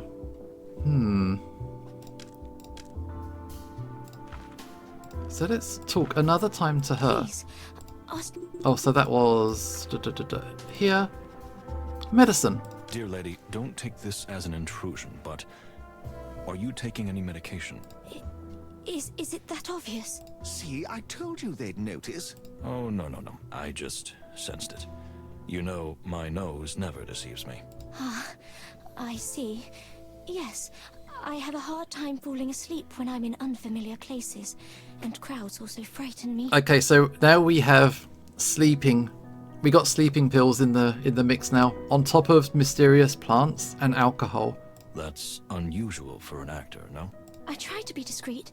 You know, it could cost me my career if it were made public. Nobody will find out from us, ma'am, but I have to ask you, what kind of medication are we talking about? Ah, just a sedative. A sleeping pill. When I take it, I fall asleep quickly, and the only way to wake me up is with a cannon shot. A cannon shot? What? Or a gunshot. Oh, yes. In this case, unfortunately, yes. Thank you for your answers, madam. I really hope I was helpful. Okay. What about Cassidy? Don't beat around the bush. If you want something, just ask. Alright, we will. Cool. Have you found some irrefutable evidence against me? No need for sarcasm, Mr. Lupus. You're no more suspicious than anybody else at this point. That is reassuring to hear. But it doesn't mean you're not suspicious. You're the fun one on the team, am I right? Okay. No one likes this guy. Are we gonna do this? Was he off with Cunha? Tell me, Mr. Lupus, when did you leave the dining room? Well, you know, I think maybe sometime after midnight. That's a pretty wide time frame. A little more specific, please. Why are you asking me? You were here, weren't you? Unlike your partner. I'll let that one slide. Somehow we like him even less than Ignat. Oh yeah, no, we don't like this. I don't know. Maybe around 1 in the morning? Cassandra was pretty tired, so I walked her back to our cabin. And then? Then what? Then I slept. With who? With who though? That's it? That's it. Mm-hmm. Oh, yes, and then I woke up sometime later. I couldn't sleep. I had a bad feeling, so I went outside to get some air. Uh-huh, there's more. Yeah, can't trust this guy at all. When was that? I have no idea. I didn't look at the clock. Maybe about 2 hours after we went to bed. So 3 AM now. If Cassidy gets murdered, do we have to investigate it? Hey. I think we're obliged to, professionally. I see. What happened after that? After that? Nothing. Nothing. I heard a shot and ran in the direction of the sound. Then we found you there with that gun. I see. Thank you. Wait, Moses. Didn't you say you saw Cassidy and Cunha talking in the hallway last night? Quiet down, Plato. But yes, that's exactly right. Then why are you letting him make a fool of you? Cassidy is keeping this quiet, and that in itself is a clue. For now, I didn't want to embarrass him in front of Miss Fey. So you want to investigate and then flush all the evidence down the ravine? Or we could just say that he's the murderer and get him arrested. Even if he didn't do the murder, we could just blame him. Ah, I see. But you'll confront him later, right? In due time, my dear friend. What do you think, boss? I see you've been scratching your fuzzy head. We need to separate them. Cassidy and Cassandra are a couple, but they seem to see things differently. And maybe they have a different connection to events. They're not even honest with each other. That's how I see it too. But they won't admit that as long as they're together. So, as soon as we can find either of them alone... We'll catch them! You can say that. Yes. Okay, talk about the corridor.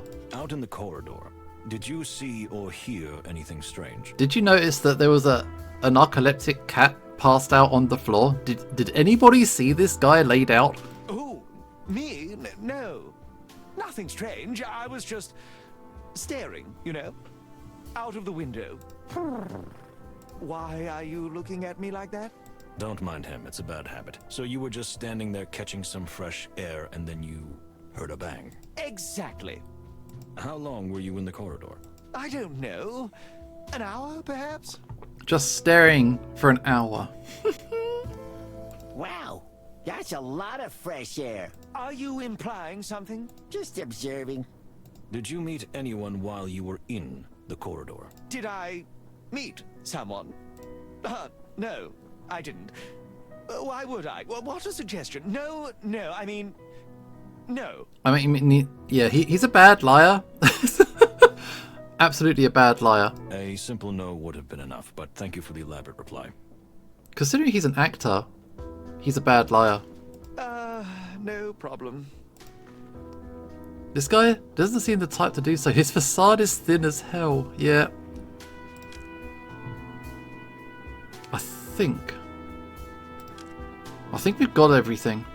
I think we've got everything. So if I go over here, all these mysteries.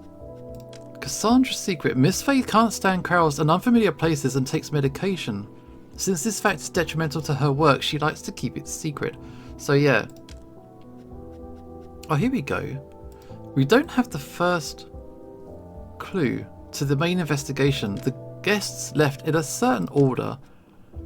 Mr. Lupus says he couldn't sleep and went out of his room to get some air around 3 AM. I suspect that Cunha and Lupus are in the same corridor at the same time, but why? I mean, I can tell you why. It's cool. We're gonna leave. We're out of time. We're out of time.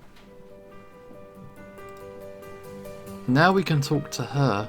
My dear lady, have you calmed down a bit? Actually, I'm not that troubled, Mr. Wildflower.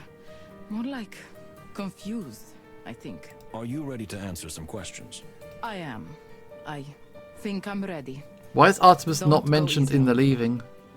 He's referred to as the Baron, so that's the Baron. We'll try to be gentle, lady. Thank you, detectives. What do you think? Will she really be honest with us? We shall see, my dear friend. But we do have some facts to corner her with, if necessary. We just have to use them well. We suspect that she met up with the guy. Shall we get started? Cool. Let's go. Let's do it. Who could be better to question than the estranged daughter of the deceased? In most cases, the next of kin is indeed the most likely perpetrator. We will see if that is the case this time. I have to watch closely in case I catch her lying or distorting the truth. In that case, however, I will have to prove it, too. So, may I ask where you were when all this happened? I understand you were staying in a compartment with your father. Well, yes, to my disappointment. But you see, after my father took his sleeping pills, I snuck out to clear my head. Why has everybody on this train got sleeping pills? Okay, so that might explain how he got killed and why he didn't fight. If he was taking the sleeping pills, then yeah. Oh, I gotta allow that comment real quick. There we go. His sleeping pills? Yep, everybody got sleeping pills. I like the music. Yay. Oh, Ace Attorney. Your accounts are blinking. We're going to be asking the questions. The big questions. Hang on, I just got to line up. Please don't see anything in it, detective. He just had trouble sleeping and was terribly paranoid. Apparently with reason.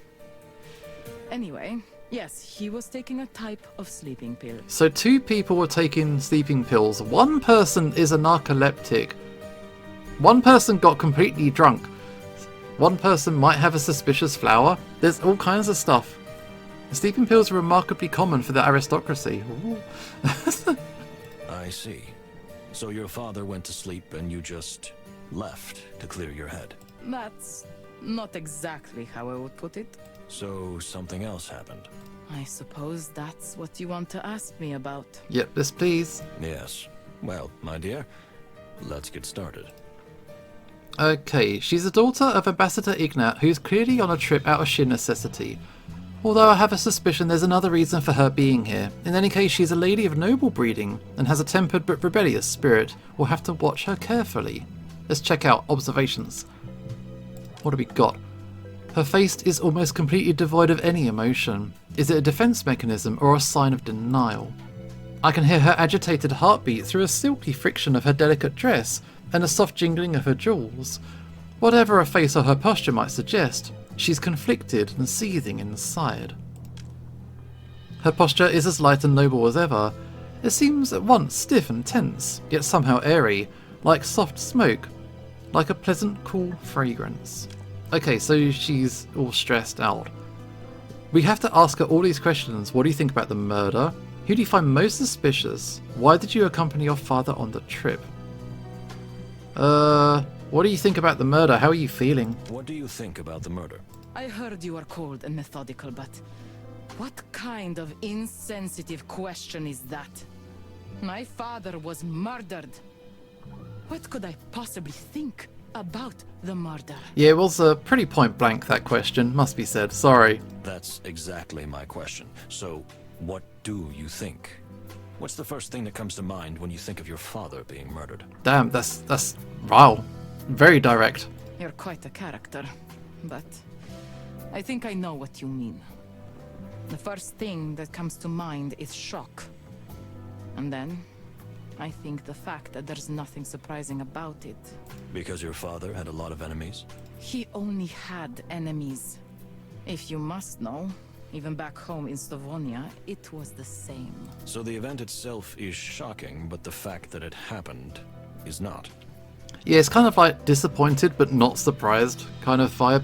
Something like that, detective. But I'm not a psychiatrist.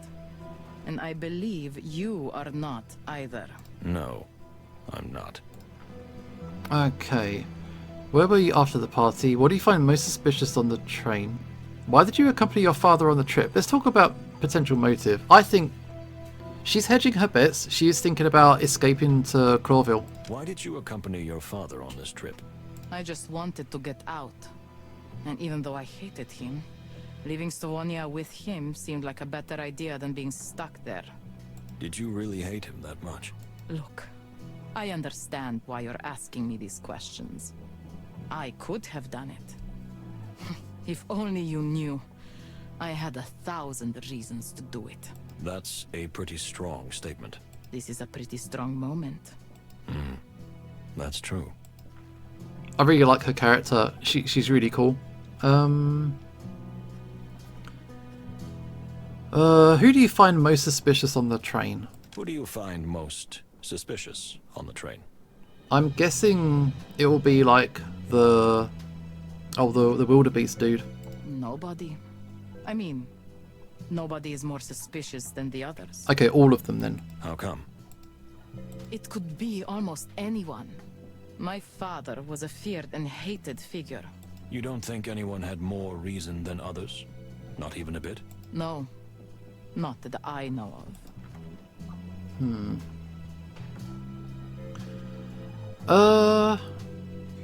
No, it's a lie. I'm gonna say it's a lie. Ignat's dark past. Yeah. Could go with that. Frightening rumors? No. No. Yeah, we're gonna go with the dark past. It is well known that the Torogo delegation had a particular contempt for your father, if I may be so blunt, and your father felt that his life would be threatened by them. You're right. Of course I would think them the most suspicious. The big massacre and all that. But I don't want to be that person. That person? I don't want to jump to conclusions just because of someone's background or origin. My father always did that. And I've suffered it since I was a kitten. That's part of what I'm running away from. I see. Thank you for your honesty. Okay, have you been fighting with your father lately? Have you been fighting with your father lately? I mean, they seem to be talking to each other. They weren't having massive outbursts. We'll see. Lately? Not particularly. I mean, no more than usual. You know, my father always tried to keep me on a short leash. But you're more of a liberal woman than that, aren't you? I want freedom, Mr. Wildflower. Fresh, clean air. The air of other lands. Far away lands. I mean, a man like that would have enemies. Ex-military governor, involved in at least one horrific massacre, then pushing for peace. Both sides would hate him. The peace faction would want him dead because he's a warmonger, and warmongers want him dead because he's trying for peace. Yeah, if he's like shifted his allegiances, that just messes with his whole angle, yeah. That's why you signed up for this trip. It suited my father, because he could keep an eye on me while he travels. And I don't turn the castle we live into some kind of party cave. Especially in the lose-lose situation, yeah. Because that's what you'd normally do? Either that or burn it down. But this trip gave me a chance to see the world. And, if I could, somehow escape from him. You wanted to get rid of him? Not the way you think. I wouldn't have killed him. Yes, I wanted to be free. And Clawville has a certain allure. You would give up your luxurious lifestyle to live in one of the most crime-ridden cities in the wilderness?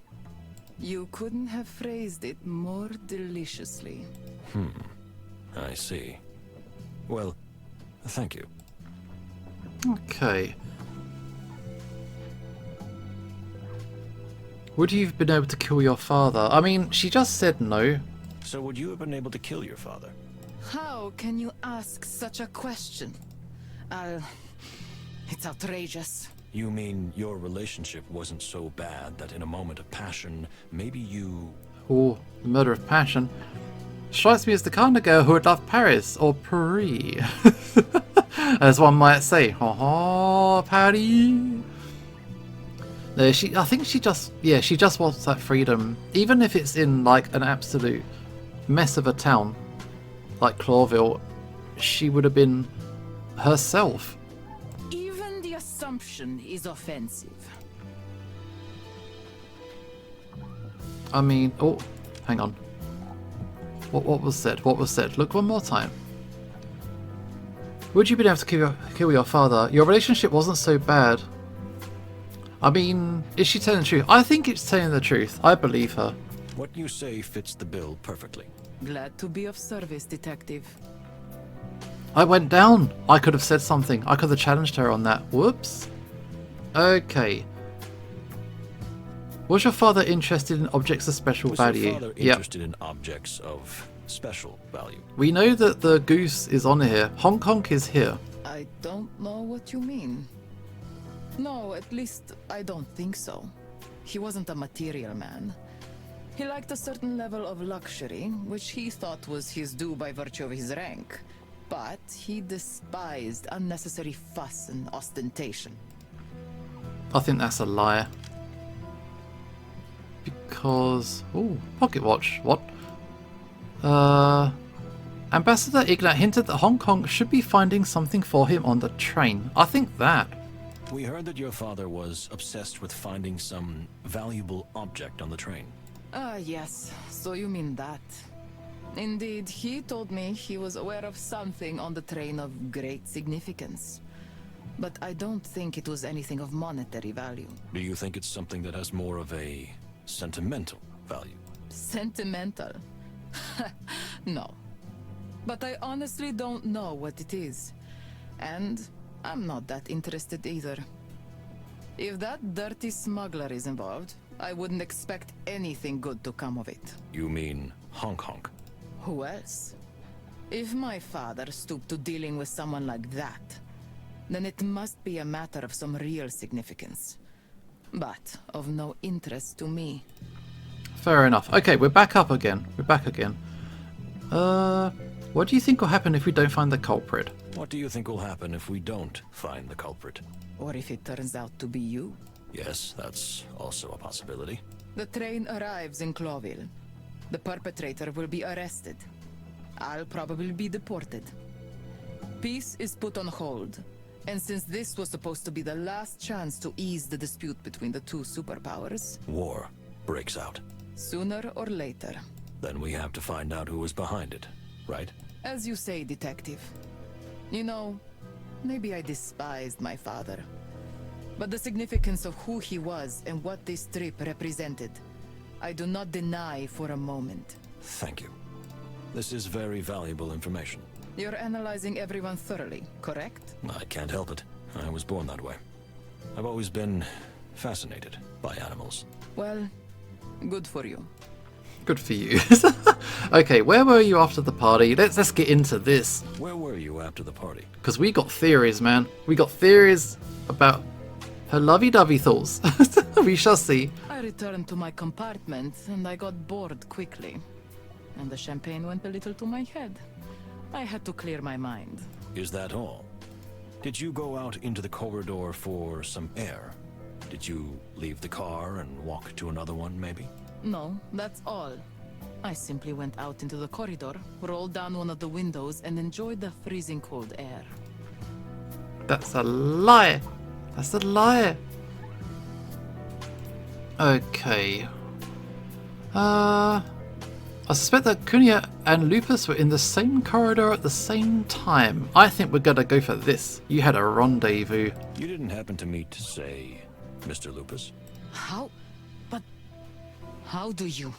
He was horny for you like all night. How do I know? Come, madam. Mr. Lupus had his eye on you from the first moment. And when it turned out that both of you liked to wander around in the corridors to cool your heads roughly at the same time, it wasn't that hard to put the picture together. Everyone's just stepping over Artemis's body the whole time. He's just like crashed out in the corridor and people just like walking around him. No one's mentioned him. Please don't tell anyone.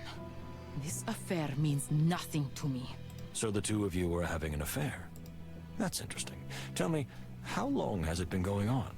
I'm guessing it started before the journey? Actually, he and his wife-to-be had been to a party earlier in the city, where my father was the guest of honor. And there we... Yes, I can imagine the rest. And tell me, if you don't mind me asking, is this serious? No. Why are you looking at me like that? With that cad? Never. But I had to do it. I made a deal with him. When we get to Clawville, he'll help me start a new life there. Please, don't tell anyone.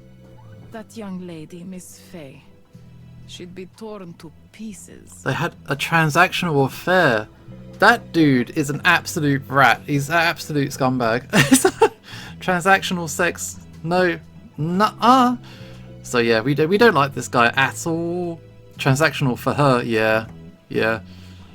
Oh, but yeah, Artemis laying there in the Family Guy pose. Yeah, just walk past him. He's just there. Chill. He's just crashed out. I see. Well, I won't reveal your secret, ma'am, as long as it doesn't interfere with the investigation. Unless its disclosure becomes vital. Yeah, we don't like Lupus. That's fine with me. Thank you. Okay, was your father in his compartment the whole time? Did he ever leave? Was your father in his compartment the Oh, whole not time? the Yamcha pose, in the crater. You're just sitting in the crater. I wouldn't know. Maybe he left? Could he have been killed somewhere else and taken there? Don't you think that's a little far-fetched? Your father was quite a big character, in every sense of the word. Do you think he could have remained unnoticed? I don't know. But we can't dismiss the possibility that when I wasn't looking, he left the compartment, right? Let's have a look. Let's have a look. Cunha's quite faithful about her father. Could something have happened between them? Are these the words of a neglected and spoilt girl? Cunha says her father took sleeping pills. Doesn't that confirm what she's saying? Hang on. We can't dismiss the possibility that when he wasn't looking, he left the compartment. No, you said that. Yeah, you said that he took sleeping pills. So we'll go with that. But you said yourself that you gave him sleeping pills, so he couldn't have left the compartment on his own. Oh my. I had not thought of that. Did the drug usually work quickly? Very much so. He fell asleep almost as soon as he took it. That's some powerful stuff. I see. Thank you, madam. That's useful information. Okay, 65. Not bad. You don't like animals, do you? You do not like animals, am I right? She did say earlier that she's not a furry, so... I can't help it. I tried. But something seems to be missing in me. I can understand that. Lovers and friends come and go. Parents die. But inside me, somehow nothing changes. Are you more concerned about the fate of the wilderness than you are about the fate of individuals? Ah, you know your animals very well, detective. Everyone must be an open book to you. She's in denial. She is a furry. Not always open, but I make sure they will be. Wait, what if he wasn't killed by the gun? What if someone poisoned him and then used the gun to cover it? Yeah, like, because he's just on the train like that, we can't do like a toxicology thing. But we didn't smell? I don't think we smelled anything off him. So the current assumption is that he just got shot point blank with a very small gun. Minimal blood splatter. Yeah, it was a very small caliber, was what he was saying. So the only guns we know about, the wolf has one, which we don't think has been fired. Also, Plato has one, but we haven't seen it. He had blood on his hand as well. Yeah. I'm really more interested in the big picture.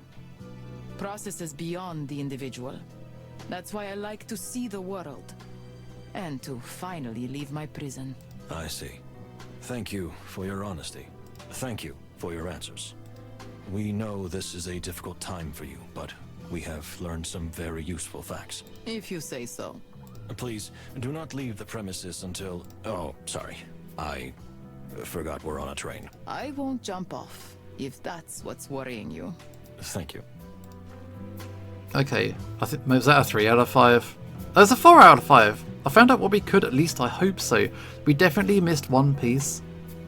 With how he was shot, the gun used to kill him would have blood on the barrel. Or there'd be like gunpowder on his clothes, that kind of thing. Not sure. Okay. What do you think, Moses? I don't know. My head is still spinning. I think it's too early to jump to conclusions. Is that almost everyone seems to have a motive? And yet everyone seems to have a solid alibi. Yeah, so far we're at 8 out of 10 stars. If I don't have the evidence, if I haven't come across the clue, I might not be able to present it anyway. So there might be instances where I can't get 100%. So that's why I'm not worried about retrying stuff. Except you. We are not doing too well, my friend. But you don't think it was you, do you? I can only repeat myself. I'm not ruling out any possibilities. Anything with fur on it. What have we got ourselves into? Well, we'd better get some sleep. What? I'm sure we could stay up all night theorizing, but we just don't have enough leads. And our brains work better if we rest. How can you sleep in this situation? Panic never helps, my friend. And a calm, relaxed mind is always sharper. I'm telling you, you are from another planet. I'm not ruling out that possibility either. You're just joking, right? You think so? Enough of this. So, off to bed? Good night, my dear friend. I guess I'll think things over one last time. And we didn't smell powder on our hands, and Plato would have commented on that fact being ex-military. Yeah, so the gunpowder is around, because it was on that other gun, and it was commented on that time, but not for ourselves, so yeah, I think we're okay. You'd better. Good night, Moses. I hope no one else dies tonight. I beg your pardon? Lock the doors. Nothing. Just thinking to himself out loud. Yep. Okay, get some sleep.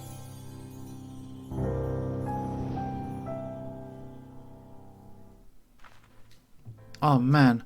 Mind puzzle. Reconstruct the story using event snippets, animals and objects. Components can be only used once. What is this? What is this? There were rumors. Hang on. There were rumors.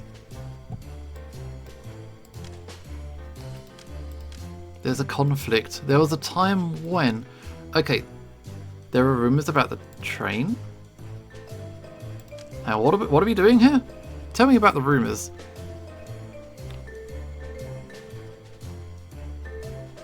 Let's go with the train. Oh, okay. There were rumors about a potential killer because of a missing person, about a bomb on the train, between two kings, about an upcoming war, between two superpowers. Hang on. There is a conflict between two superpowers. There we go. That's that one. That's that one. What's with the rumors? I don't know the rumors about the train. None of the detectives were conscious. This is true. Rumors about an assassination attempt. Would that be the gun? Two ambassadors were alone? About a potential killer. I thought, yeah, maybe this. but it's not clicked off. Missing person? About a bomb on the train? No. Rumors about an upcoming war. Rabbit. Not sure about that one. That one's weird. There was a time when everyone was in one place at the same time on the train. No, that doesn't work. Might be the shocked rabbit since it's a rumor. But what would be the second half? So we have... Okay, there are rumors about a potential killer. Okay, there we go. There we go. There was a time when... So we need to have 2 of these evidences. And then the second half of the sentence needs to also match up.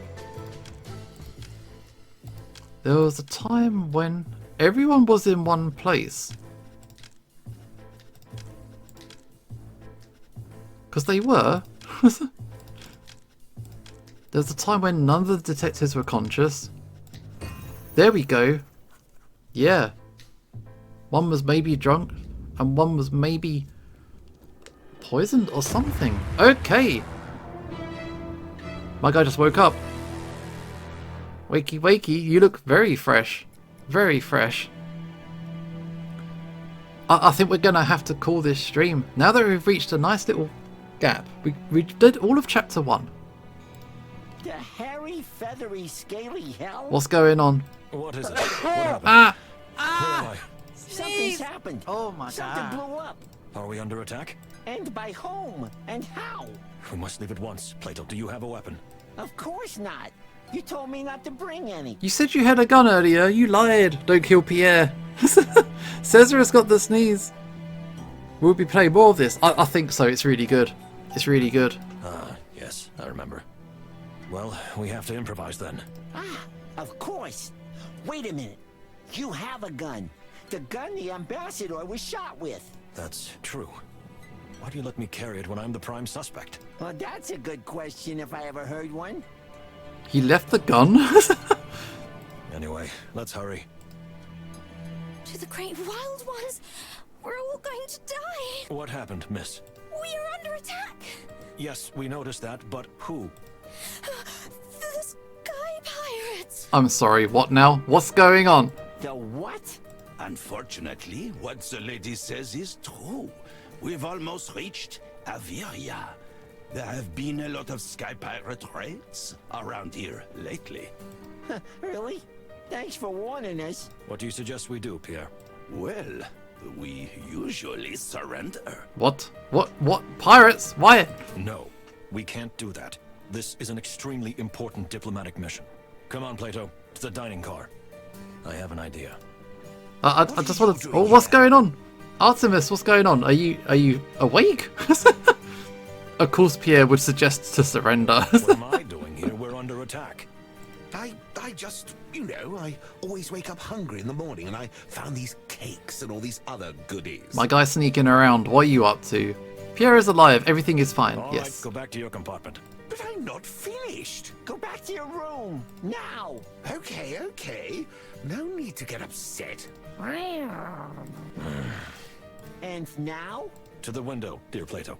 Perhaps we can stop them before it's too late. Really? With what? We gonna throw cakes and sausages in their faces? I mean, yeah. That's what I was thinking. Is that what you were thinking too? Hey, it looks like he's gonna kill a man. He might do that. What? I was only joking. No. You're a genius, Plato. Just accept it. If you say so. Wait, what's happening? What is happening? Here come the pirates. Cakes and sausages. Wow. Yeah. Pirates are on board.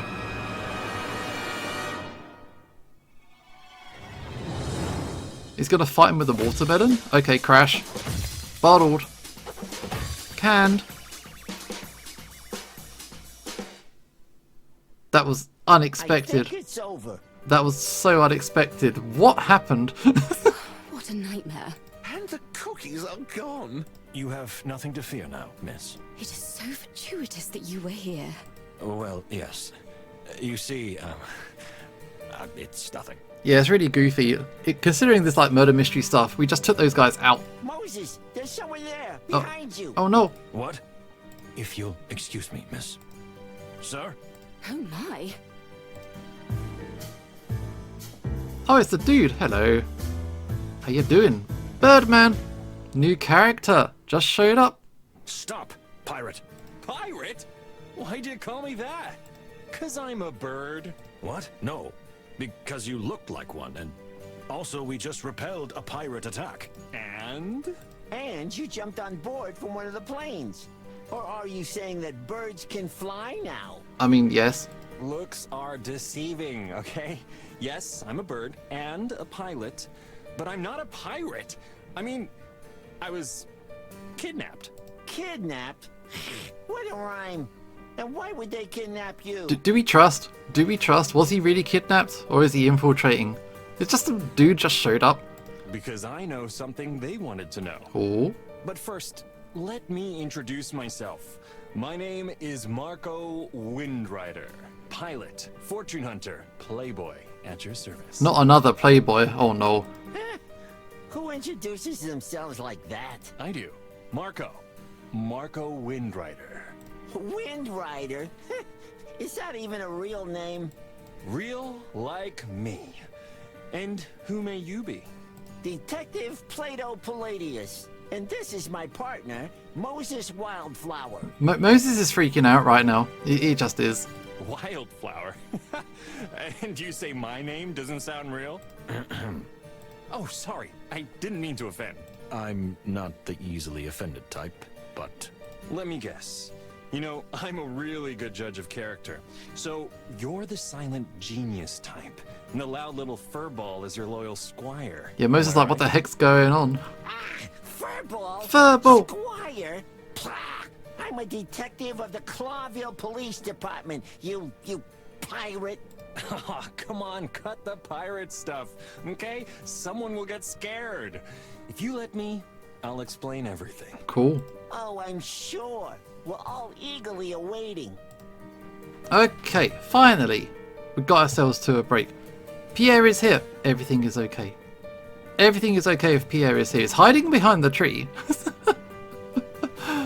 But it's crowded in here. Artemis is gone. Maybe he's asleep somewhere. I don't know where he went. Anything at the bar? Can we take a drink? Cake. Give me that cake. Okay, so we learn all kinds of stuff. But this guy just showed up. What happened to the other pirates? Are they dead? Did we like throw their bodies off the train or something? What happened to them? The Great Massacre. That happened. So that's definitely a weird thing. Could use new life. We've almost solved her mystery. And now we have got all this. So what do we think? Any changes? Any updates? Their relationship is a sham. Yeah. It's dependence? Hostility? I don't know what it is. It's dishonesty. It's not real. Oh, select a subcategory. Selfish lying, gracious lying, secretive, deceptive, pathological. Deceptive? Yeah, their relationship ain't good. Has Plato got any relationships with anyone right now? I don't know. These guys... Are these guys friends or anything? Cooperation. Necessary. Yay, Pierre. I think this is kind of where it stands right. This guy is such a dirtbag though. Hang on. Break that down. It's toxic. This. Deceptive. Nothing good comes from this guy. Nothing good at all. We don't have a prime suspect though. Who do we think? Someone shot him. But no, I think we're going to have to leave it here. We're going to talk to this guy next time. Super fun. But thanks so much, everybody. I think you all enjoyed it. You're all talking about the characters in the story. Everybody hates the wolf dude. Everybody hates the wolf dude. He's just a dirtbag. Maybe he'll have a big twist redemption arc. But I doubt it. I do doubt that. Cheers, everybody. This is Usho signing off, and hopefully I will see you next time. Cheers, guys. Catch you later. Bye.